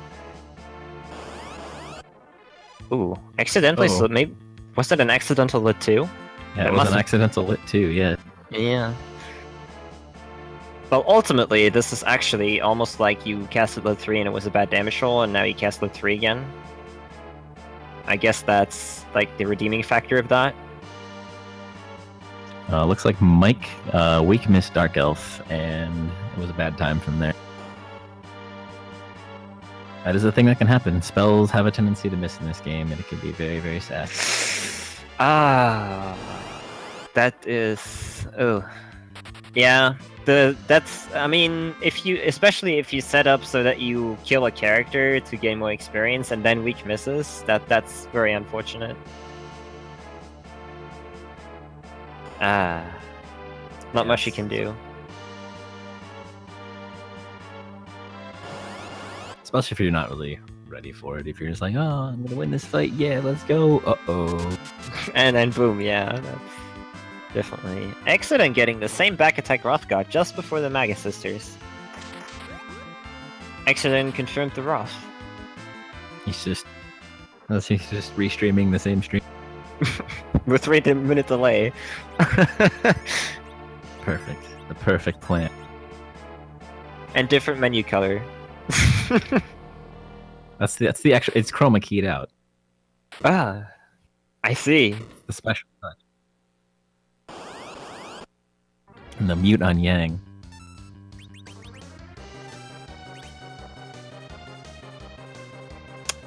The 25th anniversary is actually for the US&A as well. I believe Thursday was the actual anniversary. If I'm correct, I don't know. From what I could find, it was I believe it was Wednesday or Thursday. Mm-hmm. But both the Japanese and the US versions released in 1991, so Yep. it's the same birthday for both. Yeah, the Japanese version is in February or March, was released February or March, and the US version, November. Alright, my sister is getting obliterated again by yet another runner. Exoden, confident in his experience, did not actually kill off Yang. So he must be confident that Kane will join on level 19, as we can see. For Roth now, and that 1 level difference that you get by like pushing his experience just to 19, or well to 19, I should say, because you don't want to like chance it. It actually makes a big difference, very big difference. Yeah, so Kane actually gets an attack multiplier at level 18 and an attack multiplier at level 19. And so if he's level 17, then he's like super duper weak. 18, he's okay. And then 19, he's strong. He doesn't get any multipliers after that for like 3 or 4 more levels. So it's really important to have him here. And this fight is incredibly optimized. There's a lot of work done on it by Roth and Fred Coughlin, actually, to basically come up with the optimal pattern. Trying to kill her before she tornadoes a 3rd time. And by basically pausing at specific intervals, like delaying some inputs and so on, you can actually get Kane to jump Valvalis once while she's not in tornado form, and then once while she is, and have it sync up perfectly. So here, Roth's gonna run buffer. Oh no, he's just gonna do his thing. Just gonna straight up play this out.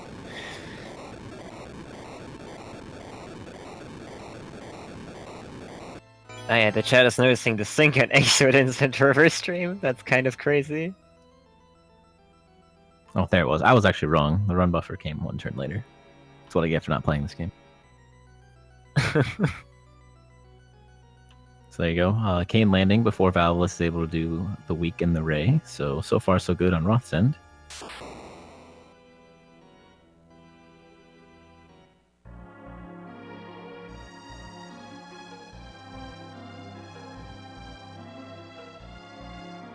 And again, this specific formation, as well as actions and whatnot, all lead to Valvolus dying before she gets her next tornado. Ideally. Yeah, damage rolls have not been very great, to be honest. It's still enough. But he had a lot of very bad damage rolls in there. Yeah, normally it doesn't quite take that long, but fortunately, Kane able to land before she goes into another tornado. And a really good fight from Roth there. Looks like about a 137 Valvolus. Pretty good. Yeah? He's teetering right on the line of 2 hours there. It's going to be real close.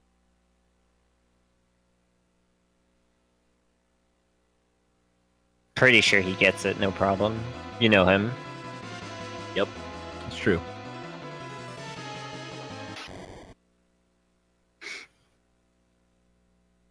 Now, switching focus here, Exodus and Rivers. Now, those are two streams you have to watch side by side. Oh my god, this is I love when that is a thing. Like, we're going to get to see Valvolus, like, on two streams at the same time. It's amazing. Yeah, this is about as synced as it gets here. Yeah.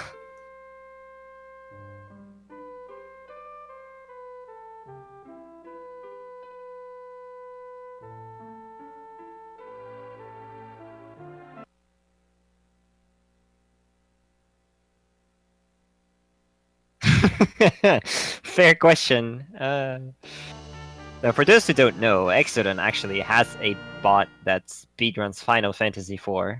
That's a thing, and I believe the bot has the second best time right now. If I might be wrong on that, but it definitely has a very, very insanely good time in No 64.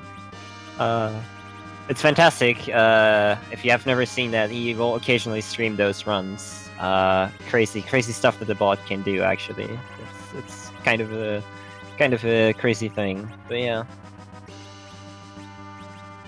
So you notice here, Exodus, due to his formation setup, has to do a little bit more menuing here, and River's already starting the fight, so the sync is over. Bring back the sync. And that's just a bit of optimization in the route that Rivers is doing over the route that Exodus is doing.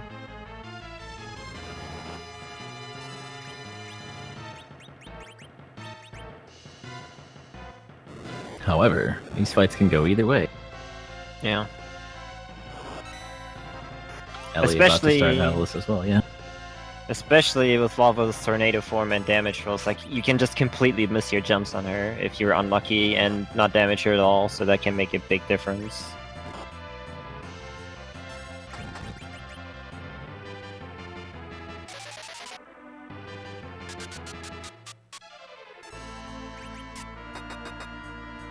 I think Ellie also prepping for Valvolus here, if I did see that correctly. So he's right behind them. Ooh, Yang gets sniped there on Exodon's side. That's never good. You do not want to see a dead character in this battle, because that will screw up all your turns very significantly. It's still possible to recover, like turn order and whatnot, but it's very, very hard, and Kane will oftentimes not be jumping when he should. As you can see there, she gets a weak on Cecil. That is the character you want to get hit by the least, because Cecil has the nice attribute that he will actually cover for characters in critical. Unfortunately, if he's in critical himself, he'll stop doing that. He does get a Cure 2 off, though. While River is seemingly having a very good fight here. Already done. Yeah, it looked pretty ideal on River's side. And Exodus actually getting trolled enough that Ellie might actually be able to catch him by the end of this fight. Quite possibly. Ooh, Ellie was timing a dancing dagger there, though. Getting a 900. Oh my god. That is a glorious damage roll for a tornado jump. God damn. Yeah, that's super good. So Valvolus is, I think, the only character in the game where her evasion actually matters. For every other fight, it's actually bugged out. And so when she transforms back and forth, she actually gains evasion, and in the tornado form is very hard to damage.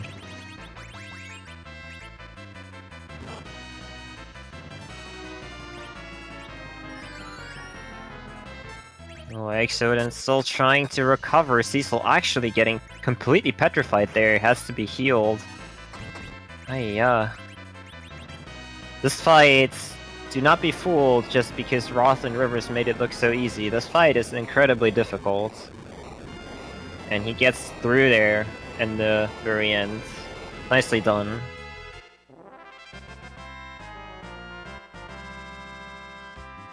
Meantime, Ellie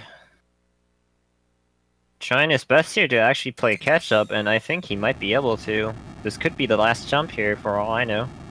Yeah, it should. He's had 2 really good tornado rolls, a 900 and 600, so this should be it right here. Yeah, not quite. No, not quite.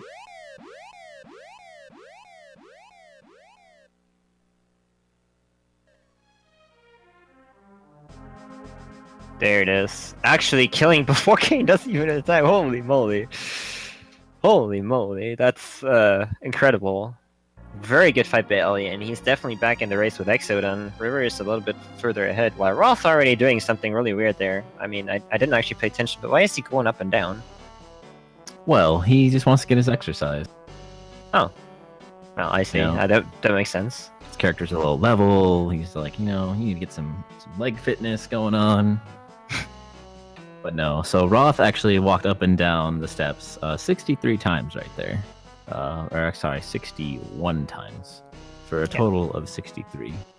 And what that does is, in this game, when you progress through any location that has like a place where you can like wrap around, like for example this castle does, or like Fabul where you can like walk outside, walk back inside, because of the warp spell, the game needs to track where warp needs to go. Otherwise, when you cast warp, who knows where it's going to send you. So the game keeps track of all your previous locations as you walk through a place, just so it knows the proper place to send you. But unfortunately, the game developers overlooked is that there's a limit to the amount of space that warp will actually work on. And eventually it hits 64, and when it hits 64, it resets to 0. It's like, all right, whatever. I'll just reset to 0, and it'll be fine.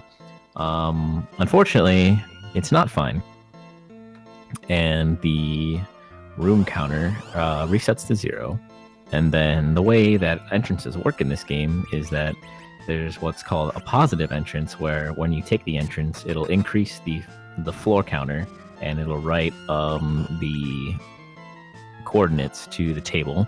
And then when you take a negative entrance, it pulls the coordinates from the table and decreases the floor counter. Yeah. And so when it eventually wraps around to 0 and you take a negative entrance, bad things happen. Or good things, depending on how you look at them.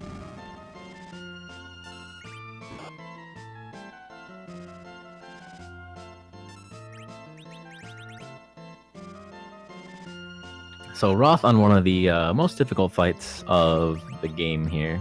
Always a total pain in the butt. We have the Calbrenna dolls. And the Calbrenna dolls, there's the blue ones and there's the orange ones.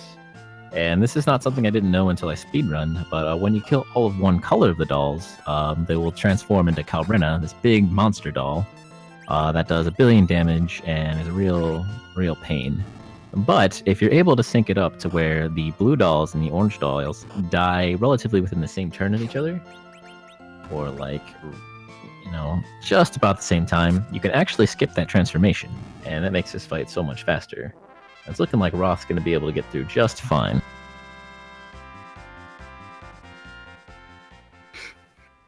Pretty decent.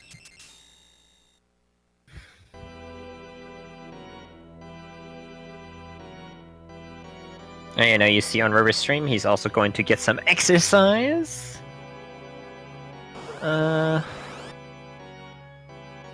And Roth, I mentioned earlier, the fire sword we got. This is actually the battle that we wanted for. Now what you can do here at the very start of the battle against Golbez is that you can jump with Kane. Usually what the game expects you to happen is actually that everybody gets paralyzed, but you can actually circumvent a hold gas here, as we can see, by muting your characters in the battle prior to that. The game cannot handle 2 status effects at the same time, so it will just not go off. The benefit of that is that you can actually move around your inventory, which is going to be very, very crucial for the upcoming glitch. By coming back to this fight, we have equipped the Fire Sword on Cecil and Kain, and we do have Kain still up in the air. He's supposed to be dead from the Shadow Dragon's attacks, but will never get hit here. And he's going to be coming back down and deal a lot of damage to Golbez. Golbez has 3000 HP, and for some reason is weak to fire. Like, you go ahead and figure that out, but as you can see, with those 3 attacks alone, Golbez bites the dust, and yeah, it's short work. Doesn't even need to see Rydia. Who? I don't know. Did I say a name? I don't know. But yeah, Rydia is supposed to show up for this fight as your big rescue, because you saw the Mist Dragon there. But if you kill Golbez fast enough, which with the Fire Sword is almost guaranteed, it's not a 100%. I've seen things in this game, but it's almost guaranteed that you will never see Rydia.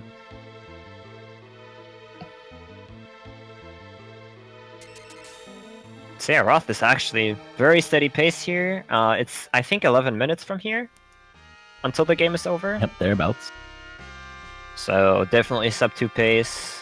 As usual, Roth running away with it. Yeah, River's starting the dolls right now. That's not too far away, actually. Rivers has been making good pace after Mylon, for sure. Not slouching. Running away from Exodus and Ellie, that's for sure.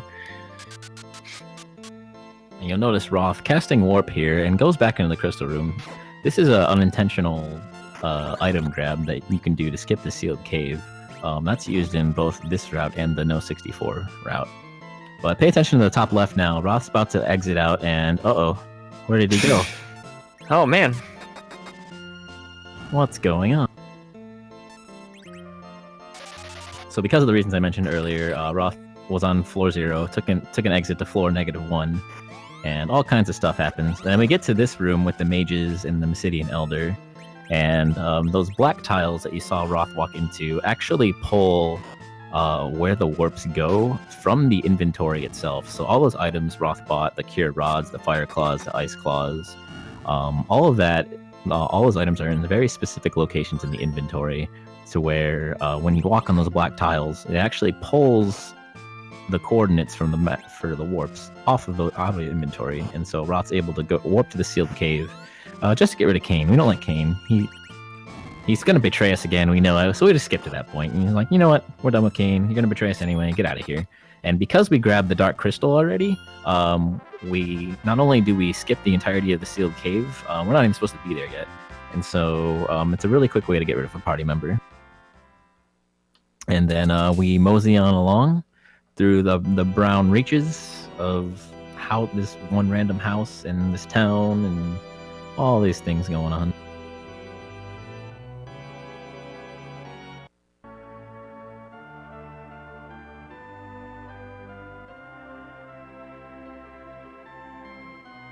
Walking through the void. In the meantime, looks like River's able to get through Kalbrenna without too much trouble. Able to hit the jump with Kain, so he'll be able to get through Golbez just fine. He's going to be setting up his items as well. LA just starting the Kalbrenna fight. Exton about to finish Kalbrenna fight. So really a close race between these four. Roth a little bit ahead, but for the three of them, definitely relatively close. And it does look like Exodus got the colors set up to where he's going to take a safety save. So if anything, if everybody else crashes out and burns in a blaze of glory, Exodus going to finish this run.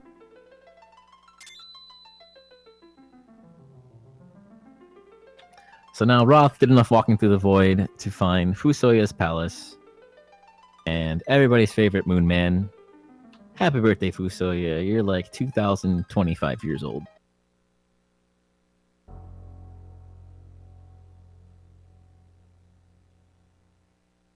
So grabbing Moon Man here, Fusoya, we need him in order to beat Zero Mist, because Fusoya is super strong. He's got a lot of magic. He's already level 50. And so we grab him, And then the important thing to watch here on Roth's stream is whether or not he soft locks. The next 3 floors are the big ones. This one right here. Okay, looks like he's okay.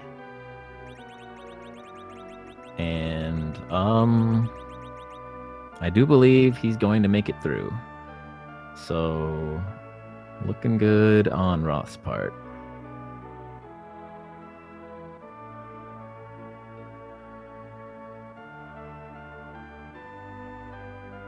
Yep, so Roth is, I think, through the danger zone. He might have hit 255 on GP. I can't really tell.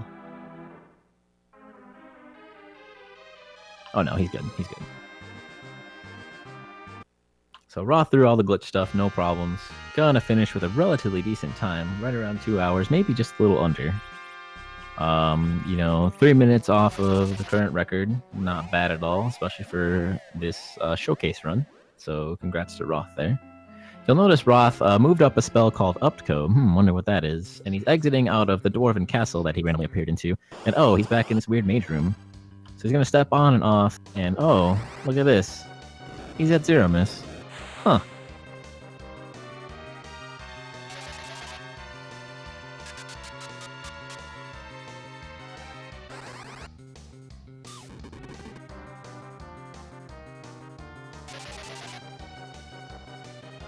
So we have Golbez and Sid fighting Zemus, Sid the hero we all need, but maybe don't deserve. Fighting Zemus, Sid casting all his white magic that he clearly has known but has been holding back this whole time. Fusoya is telling him what to do, but Sid's got this under control, don't worry about it. Silly. So the reason Sid's actually in the party here and not Fusoya like is intended is because when Sid leaves the party in Baron, plot-wise and story-wise, you never actually get him back. But the developers originally intended for you to actually get Sid back in the party, so they actually store his data away in order for it to be pulled later. Sid, while it was never developed that he actually rejoins the party, his data is still there.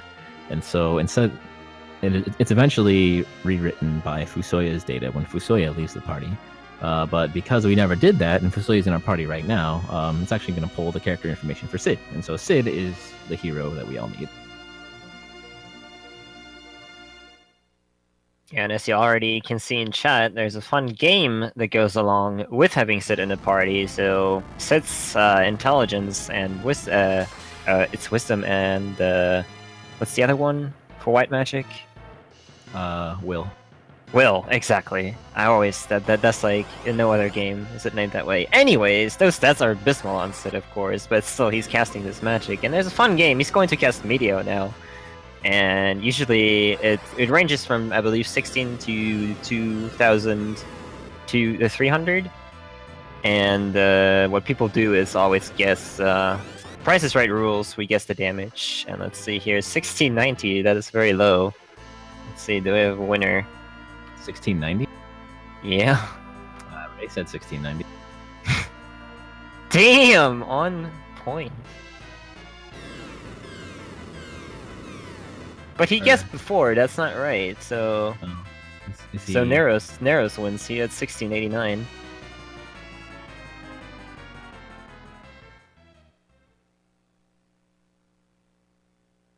Crazy. But yeah, we tend to guess it's between 1600 and 2.3, I believe. It's mid 2.1. I think 21.12 is like the highest I've seen. I've seen 2200. No, wait up. I'm pretty sure I've seen 2200. So I actually wasn't paying attention to Rivers. It looks like Rivers has had to exit, maybe, and is going back through, by the looks of it. He's adjusting, that is for sure.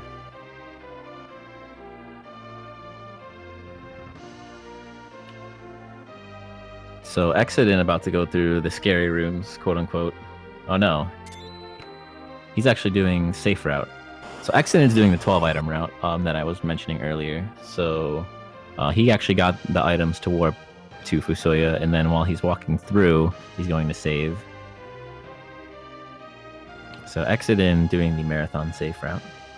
So shoutouts to Exodin. Ellie right behind Rivers here. Maybe Rivers pulled a me and took a wrong turn. That's what I did in my PB and lost a minute. It's looking like it was something like that, because if he doesn't have Fusoya yet, then he hasn't tried to get through the crash floors.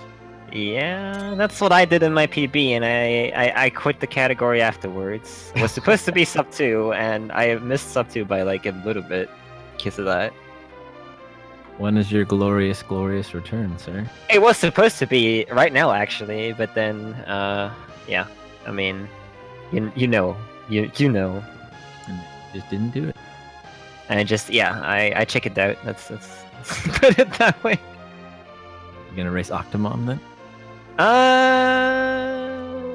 Maybe? I don't know. That's a no.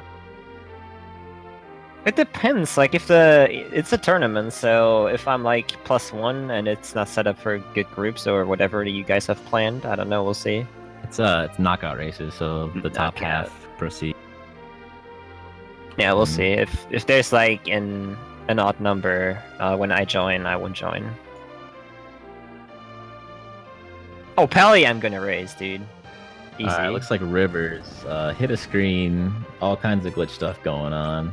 He can't warp. I don't believe he can exit either. So Rivers is in a soft lock unless he can find an exit. That might be one of the screens that does have an exit. You see a little white chocobo chilling over there. But look at Roth's stream, top left. Fusoya is exploding. Zeromus is dying. Roth finishes with a time of 158. 36 by stream timer. Let's check SRL. 38, but that's crazy. I think that's race world record, isn't it? Nope. Damn. Close, though. It's definitely a race PB for him, though. Yeah, he raced PB by a minute for Roth, so super good time. Definitely a great showcase from the Roth here. Exodin reaching zero miss as well.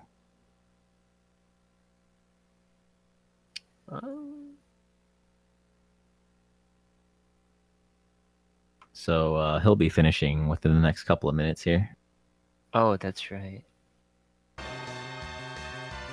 Wait, that might not even be a race PB, to be honest, because of SRL categories. I'm just irritated. Oh, that's right.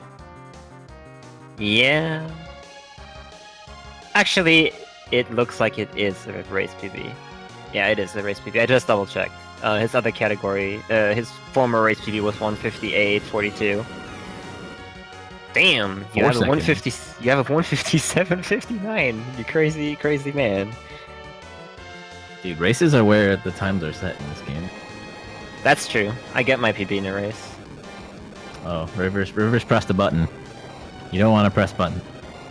Hey. Welcome to Final Fantasy IV. Happy birthday. Oh god.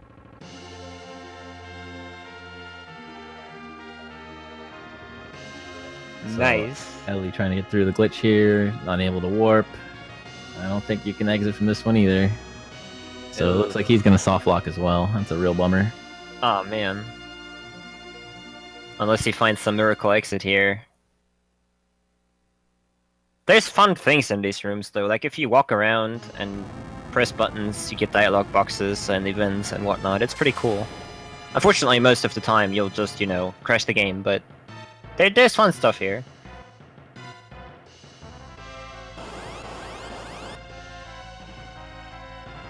Looks like Risliu off stream went to zero miss a little bit early. Forgot to grab the Moon Man. Had a bad time. On Exodin stream, we got a Meteor firing off here. We're looking at 1984. Damn, that is close to the number I would have guessed. Unfortunately, I would have went over.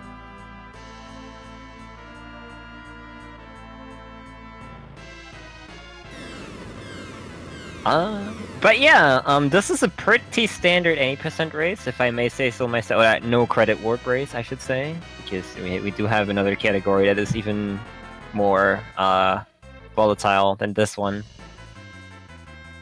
But yeah, this is sadly how it usually is. Like we have the over 50% quit rate simply because of all these shenanigans. Ellie is still trying.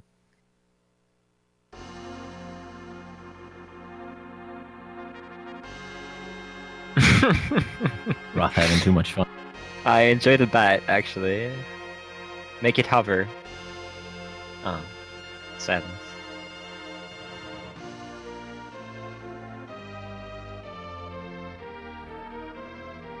Alright, let me check the entrance lists. So Ellie is still trying to find his way out of that room somehow. Exoden is going to finish. And Athaxa, who should still be going, suddenly gunning for 3rd place. Even though Misclip was botched. And that's why you never give up in races, people. Here's Risliu, still going like a champ. It's gonna be a little interesting towards the end here. He can straight up fight Zeromus. You just time your jumps to where Kane never gets hit, right? Sounds plausible, definitely. We do that in No 64, right? Sure. Could you imagine actually trying to go for that? God, that would be so crazy. It's possible, technically. But it's fucking... excuse my language. It's incredibly unplausible.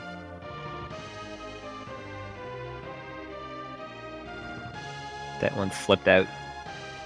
He's got some dedication there. You know, you can get lucky, and sometimes you'll just find a random entrance, and you can keep going. But it's definitely unlikely. Yeah, no, not happening. But you know, for the heck of it, why not? You gotta at least try. I mean, can't give up without a fight. I'm sorry. It just slipped out. My bad. Video on Risliu, 1928. 1928. Shame. I like that shame emote. That's a good one. And Exoden looking to finishing up here. Looking to be finishing up here. Blowing up his bearded man. Oh yeah, we actually have... I completely forgot about that. Like, we do have the emotes going along with what's happening there. Boom. That's right. And Exoden finishes with a time. 2nd place finish. Congrats to Exoden. 2 hours, 4 minutes, 49 seconds. GG. Definitely, from what I've seen from Exoden's run, he had a very tough run. A lot of bad back attacks. Some boss fights went a little bit wrong, but overall, as long as you finish in this category in a race, you really cannot complain too much. So yeah, definitely props to Exoden for pulling through here.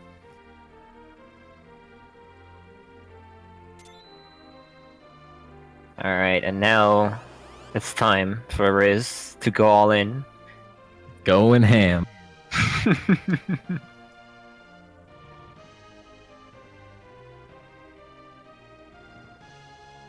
Oh, he doesn't even have Kane. Oh my god, no. Okay, he's dead. This is over. I think Cecil can survive one Big Bang if you like... Oh god, how Natty don't get enough turns. Is that just not possible? Damn. I'm sorry to crush all hopes and dreams, but this is impossible.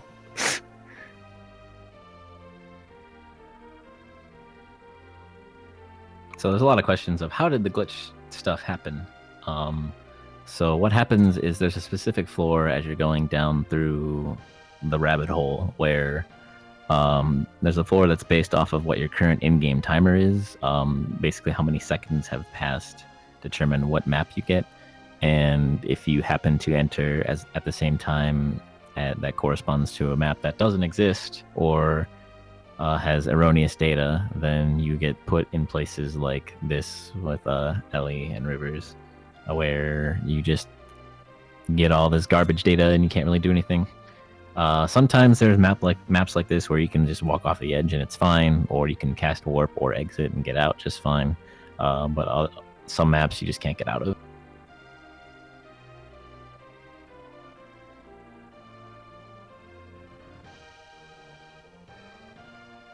Two people have finished so far, with Risliu definitely going to be third place, right? I mean, how can he not win this fight? No, but seriously, I do believe Nethaxa's still going. Exactly. Nethaxa is definitely going for third place. Remember, watched a misclip and had to restart, effectively giving a 15-minute penalty, and yeah, now still 3 out of 10 possible, so...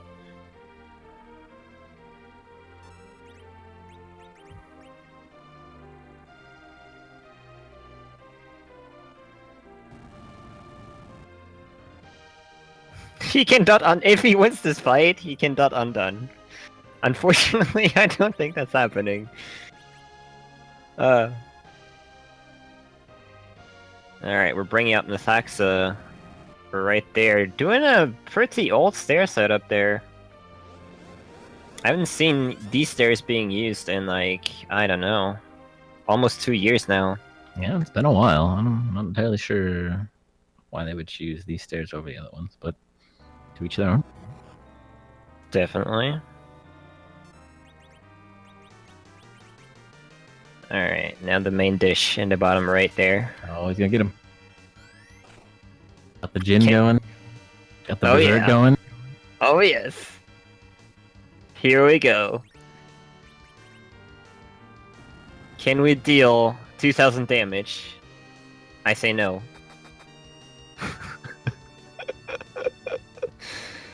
Oh, he's gonna dear. nerf the big. Yeah! This is it.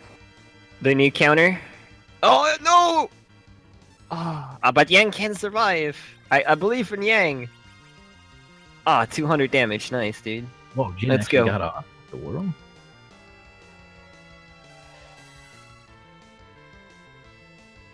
$420, blaze it. Ooh, virus counter. That's not good. Was That a ain't counter? good. That is the Yeah. counter, yeah. All right, Yang, we believe in you, buddy.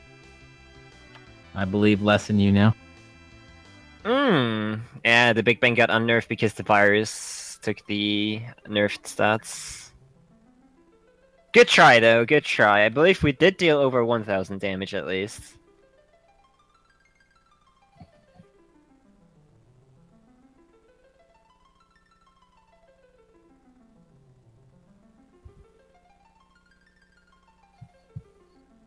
Yeah, Zeromus counters with virus if you cast a summon. Oh, I don't think I ever cast a summon against Zeromus. Huh. The more you know. You learn something new every day, 25 years later. Yeah. I did shortly experiment with summons way back when there was no throwing stuff on Zeromus and whatnot, when we grinded 2 ladies up to level 100,000, and, you know, it took like 5 years to do so. But yeah.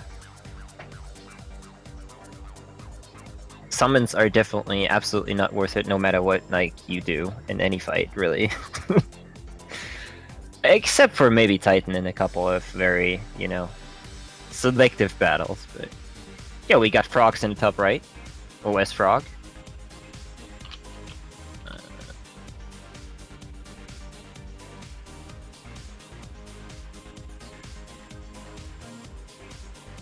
Gotta see some frogs here. There's my boy the frog.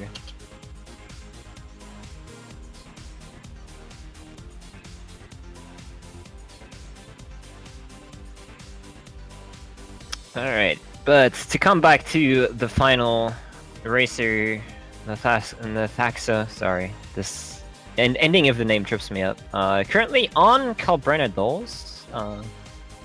Looks to be a pretty standard fight with a couple of bad damage rolls on the blue ones, so there's still 2 left there. Trying to get the mute off here for the next battle. Just gotta be a little bit careful. Kayn is at a very weird number of health right here. Could get potentially one shot. You already saw Riz trying to set up Seat 92, I believe, in the bottom right there. If you're curious about that, I don't know. Yeah, and we'll be setting up the start of the Octomom tournament. I'm actually not sure how that's going to look. I have no idea. I'm just commentating here. But I'm definitely very excited to see what's going to happen with that. Yeah, I have no idea what the restream is going to look like, and I do not envy Fizz for having to restream this, but oh yeah, it's definitely. going to be entertaining. I do know that there's a nice little layout perk, but I won't say anything more than that.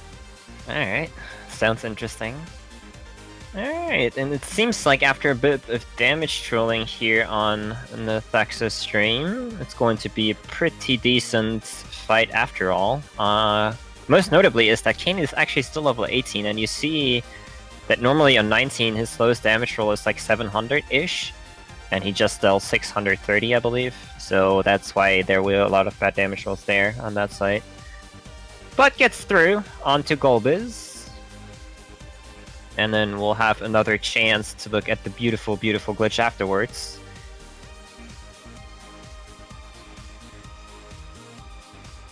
Grizzly, you getting that Octomom head start?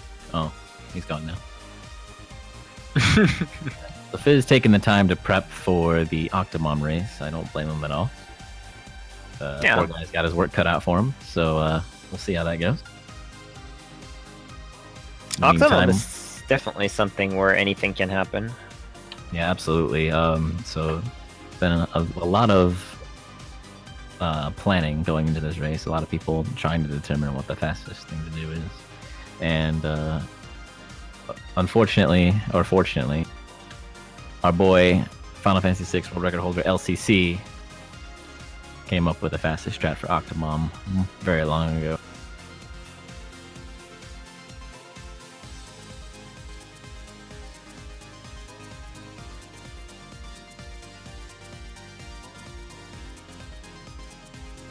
Alright, and we're at the end for of Golbez here. Ooh, very bad Mist Dragon damage roll there. Yeah! What are these damage rolls? Hello, game? And this is like what happens 1 out of 100 times. You get so bad damage rolls that your 3 attacks won't kill Golbez. And now we might even get to see Rydia because they were actually so bad that the next attack from Kayn might not even kill Golbez. Usually you want to skip all this dialogue, and okay, we did get the kill on Golbez here at the very least before Rydia showed up, but already wasted like 30 seconds there. Very unfortunate. Very unfortunate. And Nirim behind the scenes setting up everybody for the upcoming Octomom race. Or races, I should say. Let me join the race channel as well as we can witness one more time how the hand grabs the crystal. Alright. Oh, we do never have... quite explained. It's just this random hand that runs around. You just stand there and watch it. Oh, we got the crystal, darn. Yeah. How that works, you beat Golbez into a pulp, and then he turns into a hand, and I don't know. I have no idea. It's really weird. But already spoilers for Octomom, there'll be even more racers than there were for any percent. So there will be a couple of new faces that will maybe try out this game for the very first time, actually, because I already see one person that does not actually speedrun this game. So if you yourself right now, as a viewer, have the game at home and feel like, hey, I know SRL, I can join this race, do so. We do have a race channel up. And you do have a little bit of time to get into the race channel. Beating Octomom doesn't take too long, so if you want to join the fun, feel free to do so. As Nataxa is setting up the warp here to get the Dark Crystal, the little sequence break right there. And then we're off into... Yeah, that's not actually an RGB value I recognize, so I'm really interested to see where this ends up going. These seem to be super old Is strats. this the moon save room? It might just be like 2013 strats, I'm not gonna lie. It definitely looked that way. Ooh. Yeah. So Nethaxa not setting up, not using items to warp at all. So the only manipulatable thing Nethaxa has at her disposal is the RGB values.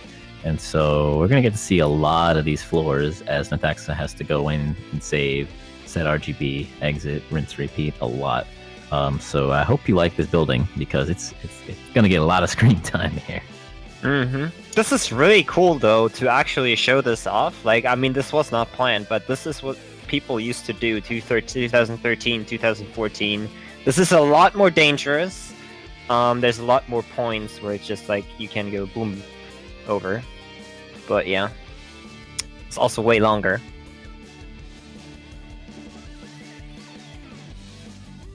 But this is what it used to look like.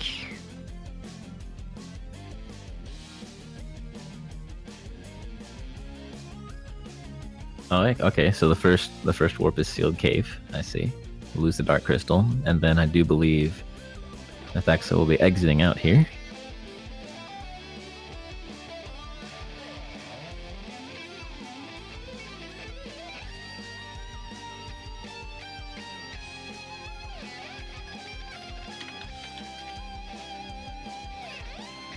Oh, perhaps not. Okay. I see. You have to take one egg. You gotta take one step out in order to be able to exit. So fortunately for Nethaxa, that floor is exitable. So we'll jump right back into it.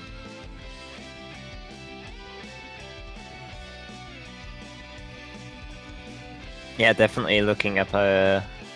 You can see probably reading notes while doing this as well. This is actually something that I used to be very, very impressed with because if you want to do this really fast, and that's how, you know, the old runners like Roth and No Cash predominantly used to do this, you had to know this all from memory. It's crazy. And there's so many menus where you can change your menu color, your battle speed, and whatnot. It's really crazy to see them go through that so fast and memorize everything they have to do here.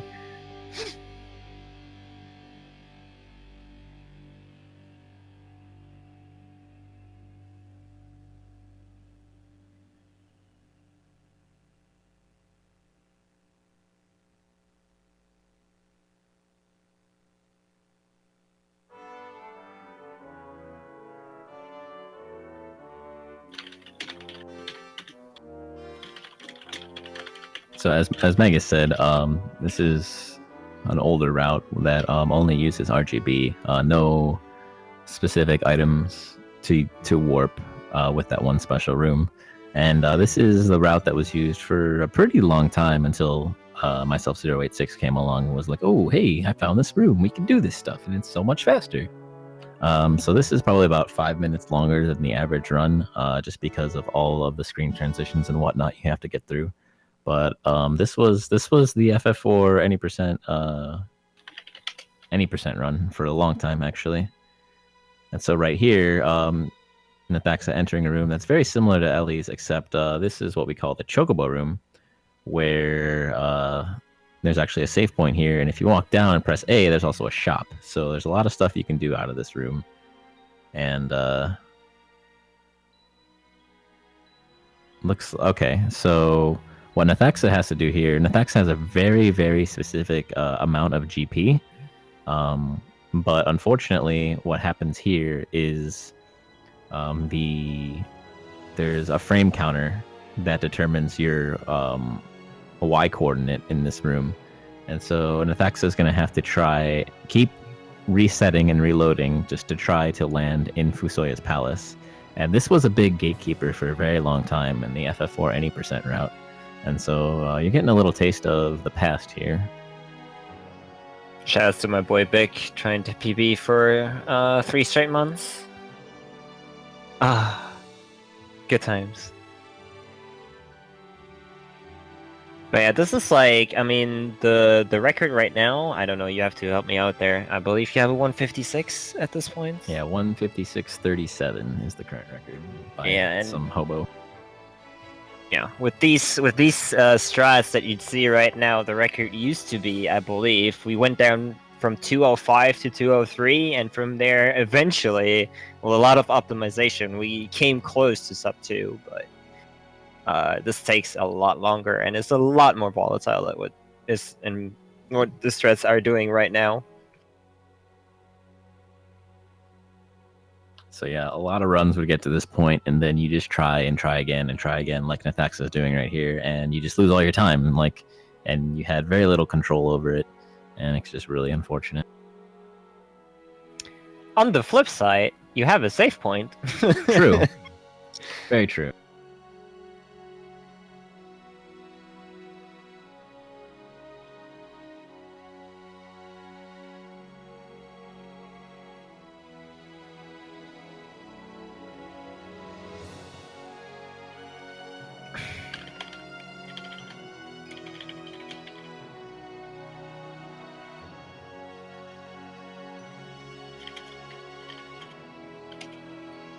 So Nathaxa giving a good display of all the rooms you could possibly hit.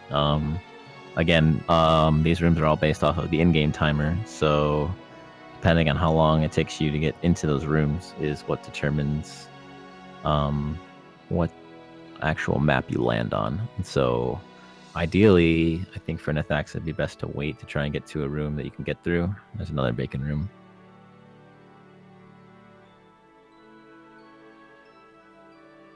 This is what we love to watch, though. I Yeah, remember. This is actually great because we have a little bit of time before the Octomom race starts. We're scheduled to start the Octomom race in about a half hour. And Yeah. so this actually works out perfect. Definitely. Really, where is Nathaxa coming from, anyways? Like, I've not seen the person stream. I don't know if it's he or So Nathaxa, she is a speedrunner from Brazil, actually.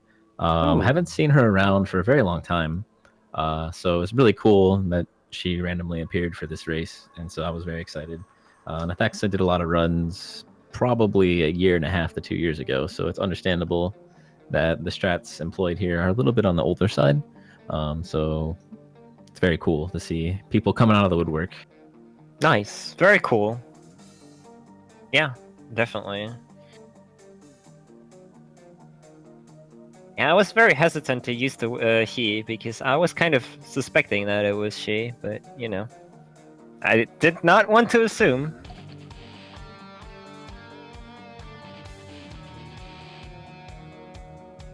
Curious where she learned these strats. I don't know. I don't really know either. I'm assuming video. I don't even know. I don't even know if these strats are if there even are notes out there for that anymore. I don't think so. I think they're out there somewhere. Damn, that's crazy. I like it. I love it, but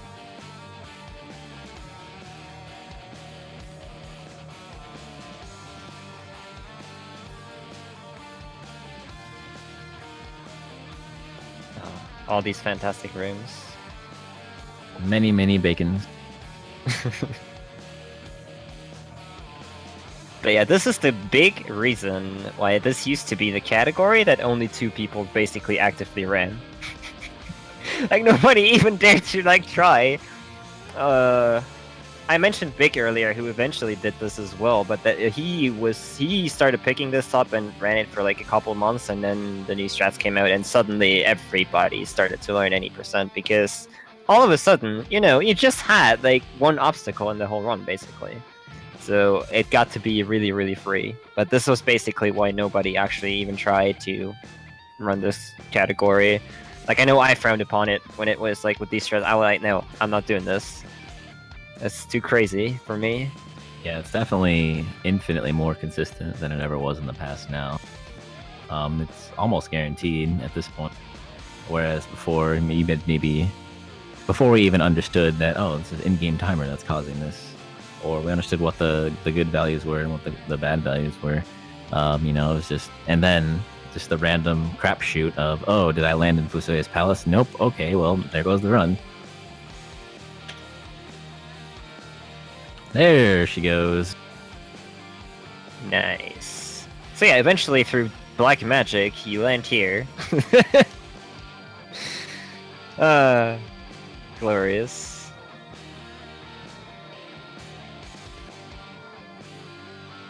Fool me 15 times, shame on you.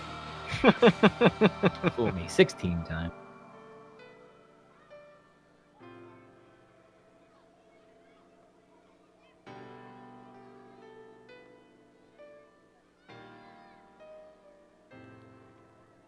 Q60X was with new strats though, Ray, I believe.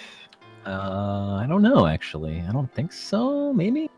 It was right in between there, maybe. I do remember that there was a time where there was a lot of experimentation going on, obviously, and we found all kinds of crazy stuff. I mean, I didn't, but the runners that actually worked on it found all kinds of crazy stuff in rooms, like a message display that said Q60X. Pretty cool. For no reason. Yeah, so I see the question, what's the credit warp? So there's a specific room that you can get to where you can press A and then have a specific inventory setup where it'll read all of the items that we have in our inventory as code and then warp straight to the credits.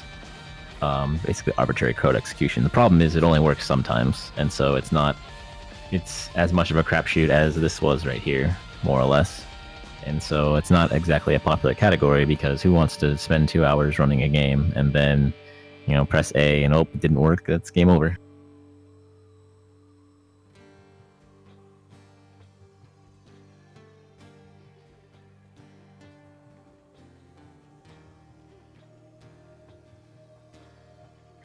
So while we're watching the Vexa, we have some furious setup going on in the background. Poor Fizz, cropping all these people. Yeah, he's setting up, like, while he is restreaming, he is on the side setting up all the other streams in OBS, so he's working very hard right now. And let me tell you, we already have 11 people in this race channel right here, and I have a feeling that it's only going to be more after the fact is done. So... Yep, we're just growing and growing. Again, if you feel like playing this game, the Octomom race would be the perfect choice for you. Celebrating this fantastic game, 25 years of it. The race channel is up. If you're experienced with SRL, you can just jump in. If you feel cheeky and want to try to beat Nurm at this game, or maybe want to poke the Roth, who's in this race as well, this is your chance. Right now, right here. Yeah, the number of entrants in this tournament continues to grow. We're at 13 now. Yeah. And remember, this is a knockout tournament, so the way we're going to do this is for every race, we're going to basically take off the bottom half, and the top half get the race again until we're down to 4, and then whoever wins that is the grand winner.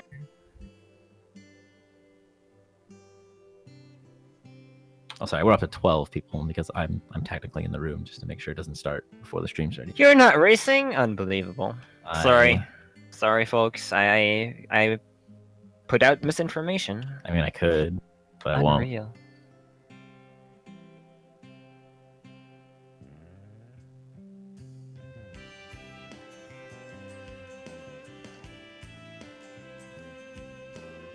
Alright, Nathaxa should be making her way to Zeromus right now, or did we get Upco already? Oh, what happened? Yeah. Is that in-game time? That's definitely an A press of some sort, and lost the save too. Dang. Oh no! Oh, that is unfortunate. Oh wait, no, the save was in slot 3. Never mind, you're good. It just reset the counter. So here we go again. It's fine. It's alright. Oh, almost there. Nice. Yeah, it's close. Well, yeah, we'll get to probably see maybe then every corner of the Zeromus room. That's one of my favorite parts, where you warp into the sun at the top, for instance. You're just standing in the sun. Yeah. It's cool. Yeah.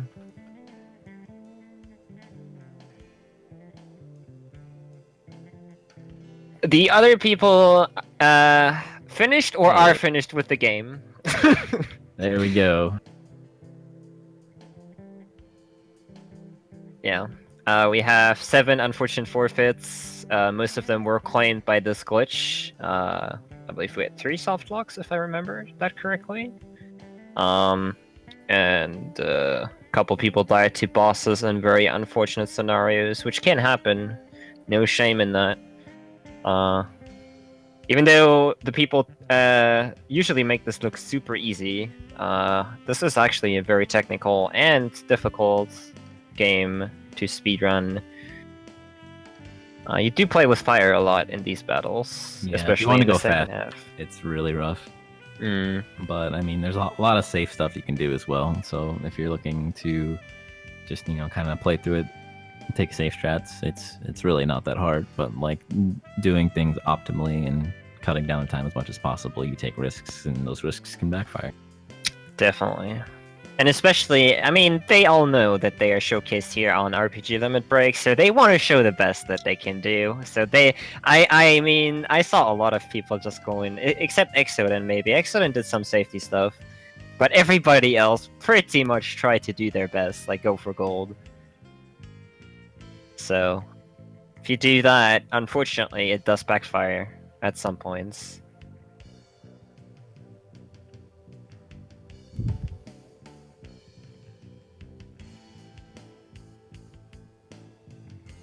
And yeah, remember, Nathaxa also had to restart after Misclip. So even though we are 2:30 in and some runners finished around the 2-hour mark, that is like 15 minutes lost at the very start of the run. Plus, this setup does take longer than the newest one, so we do have Upco now. Now we just have to get through one more time. Looking good.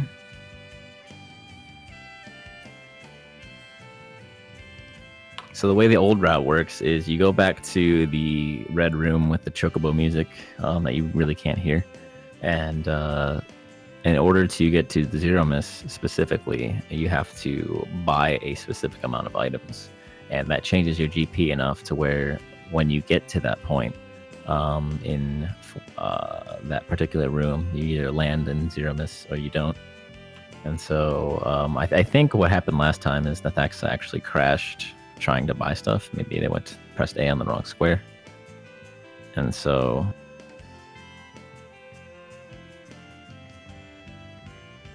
yeah, we'll see. And once again, in the meantime, we are prepping for the Octomom race in the background. That race is scheduled to start in 20 minutes, so we got a little bit of time yet.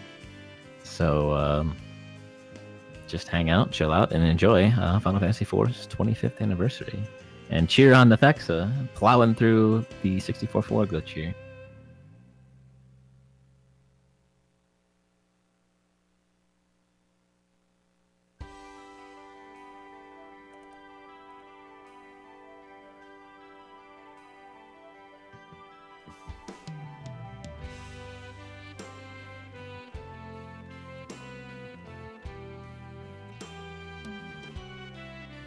Alright. We are in a room. Here, a special field enables attend. Alright, we can save. That's always good. Okay, we can make a save. Very nice. That's step 1. Now step 2 is to find a shop and do stuff. What room is this, though? Not a good one. We do have a save, which is always a good thing.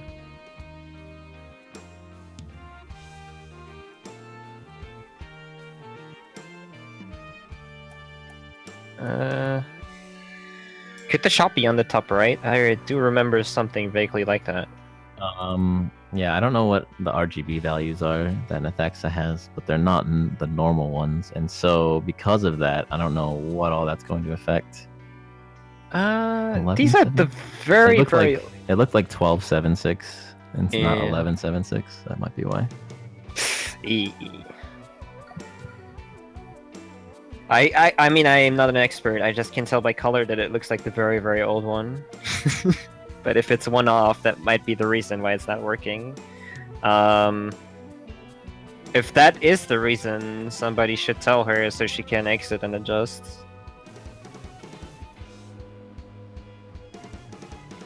But I'm not sure.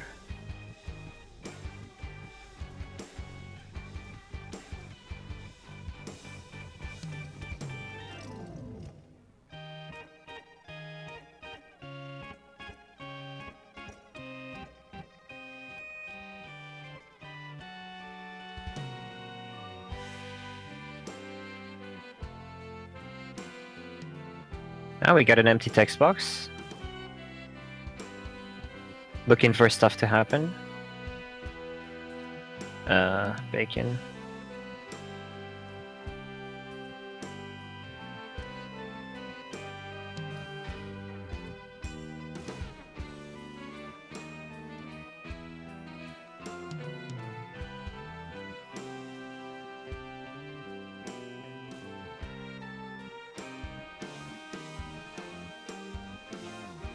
I think it's up and then some.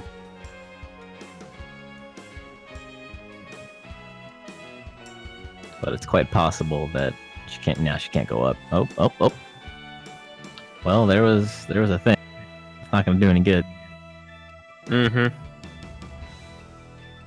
So that mythical entrance Ellie was looking for, that was it. Yeah. Remember, folks, we need a shop here to adjust our GP value.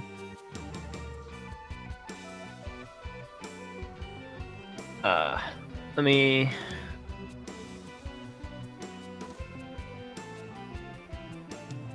see.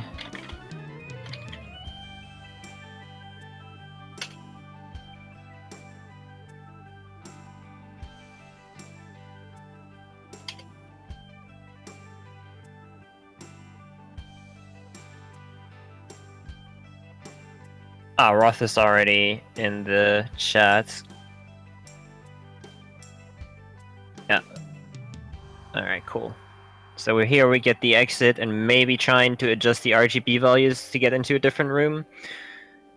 If you're just joining with these old strats, you do need a shop there, which obviously was not there. In order to adjust your GP value so that you can actually warp into Zeromus room. But since we did have the wrong color settings there, we did get into a room that, I mean, at least had a save, but unfortunately not a shop. So we'll have to exit out and redo it. Try again, hopefully this time with a little more success here.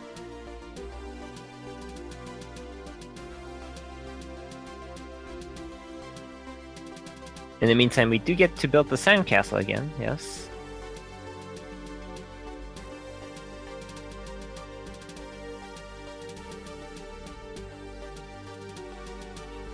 We do also have our 14th entrant, excuse me, 13th, of course, because Nirm is not racing, for the Octomom race that is coming up. Again, if you're interested, we're about 20 minutes away from it, 15 minutes away from it. So, if you want to join, you don't even have to know speed strats, you can, of course, but it's going to be a big race, lots of fun, tournament style. Top half of the race advances to the next round, races again, while the bottom half is going to be eliminated, but it's all in good fun. If you're interested, the race channel is up in the Speedruns Live IRC. Ooh. Ooh. Can we crop Nirm after all? And there we have the shop, so now you'll get to see a little bit of shopping here, like I said, to adjust the GP value. Very specific what she bought there, and from here we're going to save again and then trying to work our magic one last time here. Let's see. First try. I couldn't tell if that was the right map or... if I was don't just think a it complete was. miss. We'll see, we'll see. Maybe we'll have to buy one more thing. I didn't actually... Oh, it's the right map. Oh, it's just- correct, it's correct, it's correct. Just gotta get lucky. Just gotta get lucky. And eventually we'll be at Zeromus.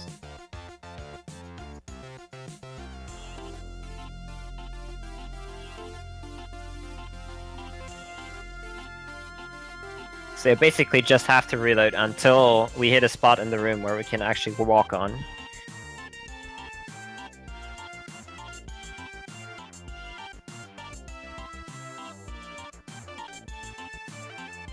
Just gotta get lucky. Almost there.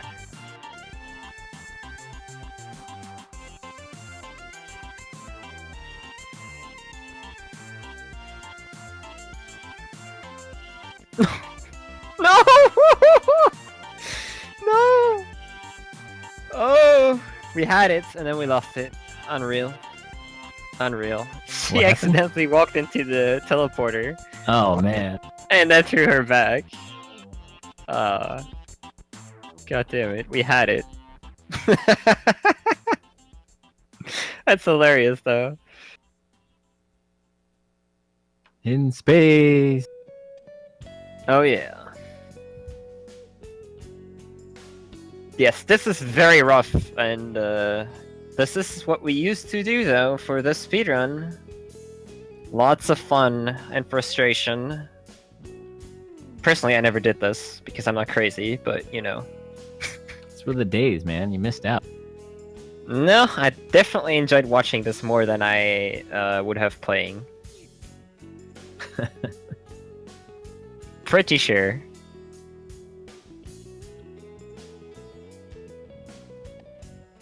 Oh man. So close. Ah. She's gonna get there. And we still have 11 minutes, so we do have time, so that's fine. And there is still constantly people joining the race channel, so...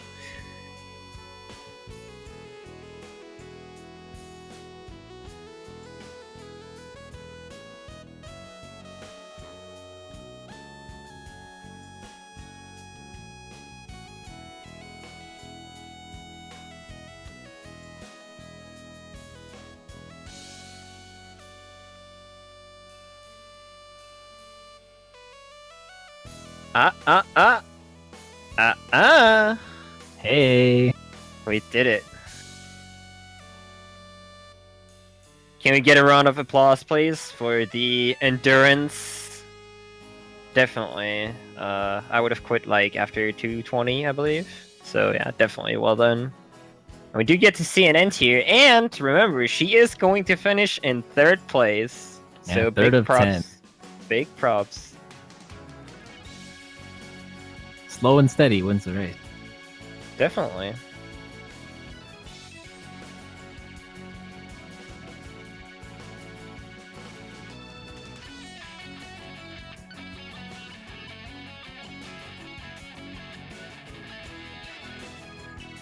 Additionally, you are of course free to do the Meteo guessing game.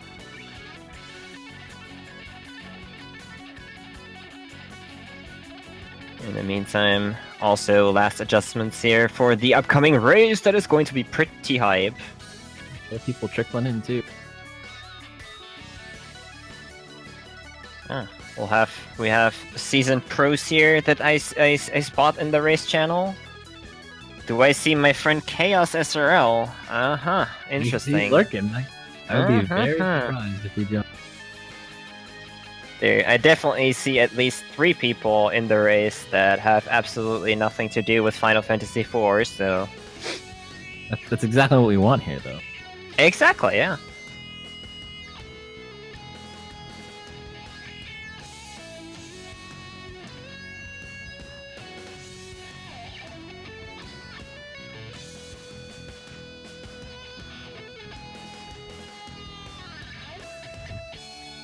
Oh my goodness. There is the join.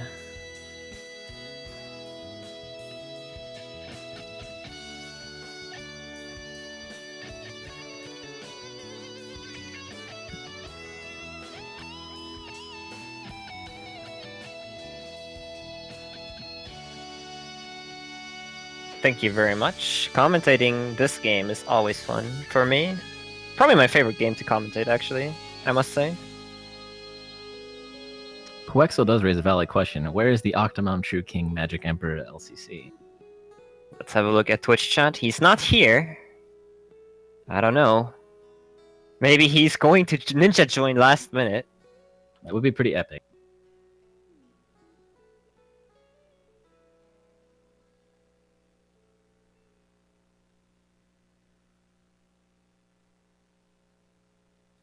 So with 15 participants, it looks like we'll have 1, 2, 3, 4 rounds? Math. No math, please.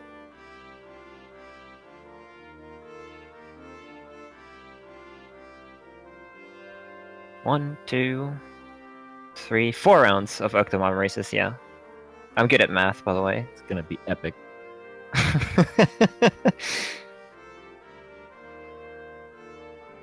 Can't wait for Fizz's computer to explode. Yeah, I guess I don't know if we want a one-on-one Octomom race. That's true. Maybe we'll just the top 4, and that's 3. I was counting top 2, but that's probably not very cool.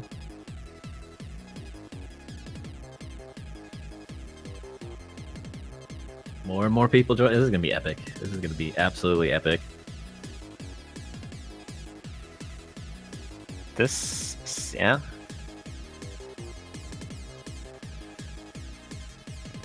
This is by and large the biggest FF4 SRL race ever. Yeah. If you want to be a part of it, the race channel is still open. You can make history today, right here, right now.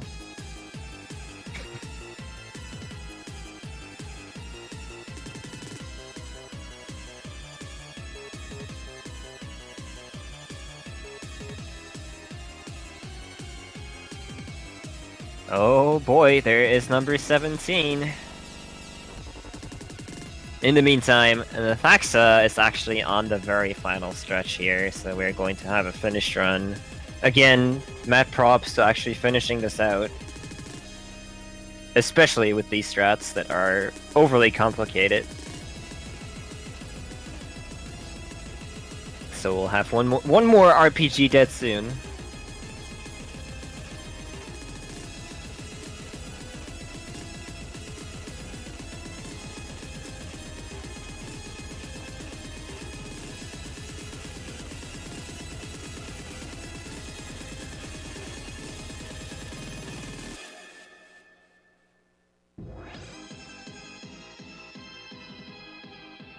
Yeah, I think if we have odd numbers for the races, we'll figure out as we go how we're going to do that. I guess we're going to let more people advance rather than fewer people, just so they can play more, but we'll see. We'll make it up as we go. It is to have fun, after all, so, I mean...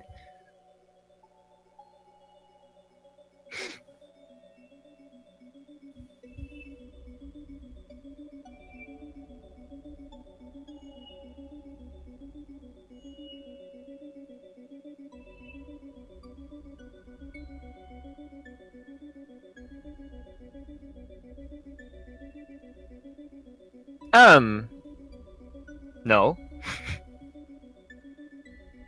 What?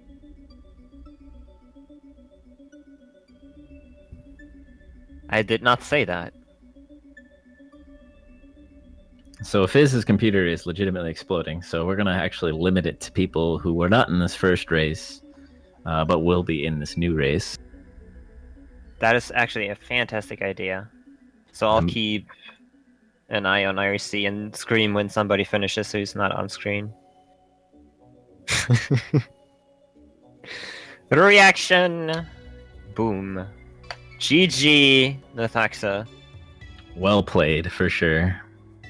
The dedication to get on through. 251.02. Third place out of 10. It's a bronze medal. Yeah.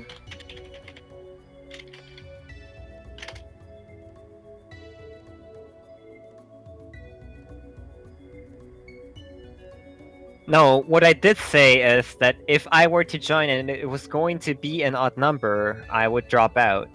That's what I said. But since I'm not even in it, it doesn't even matter. Ha ha ha. Alright, just had to clear it up. Alrighty.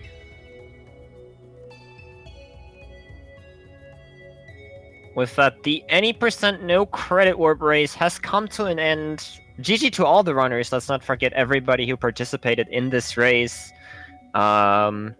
Mostly runs that ended in tears, but at least brought us a lot of good entertainment, just as this game has over the past 25 years.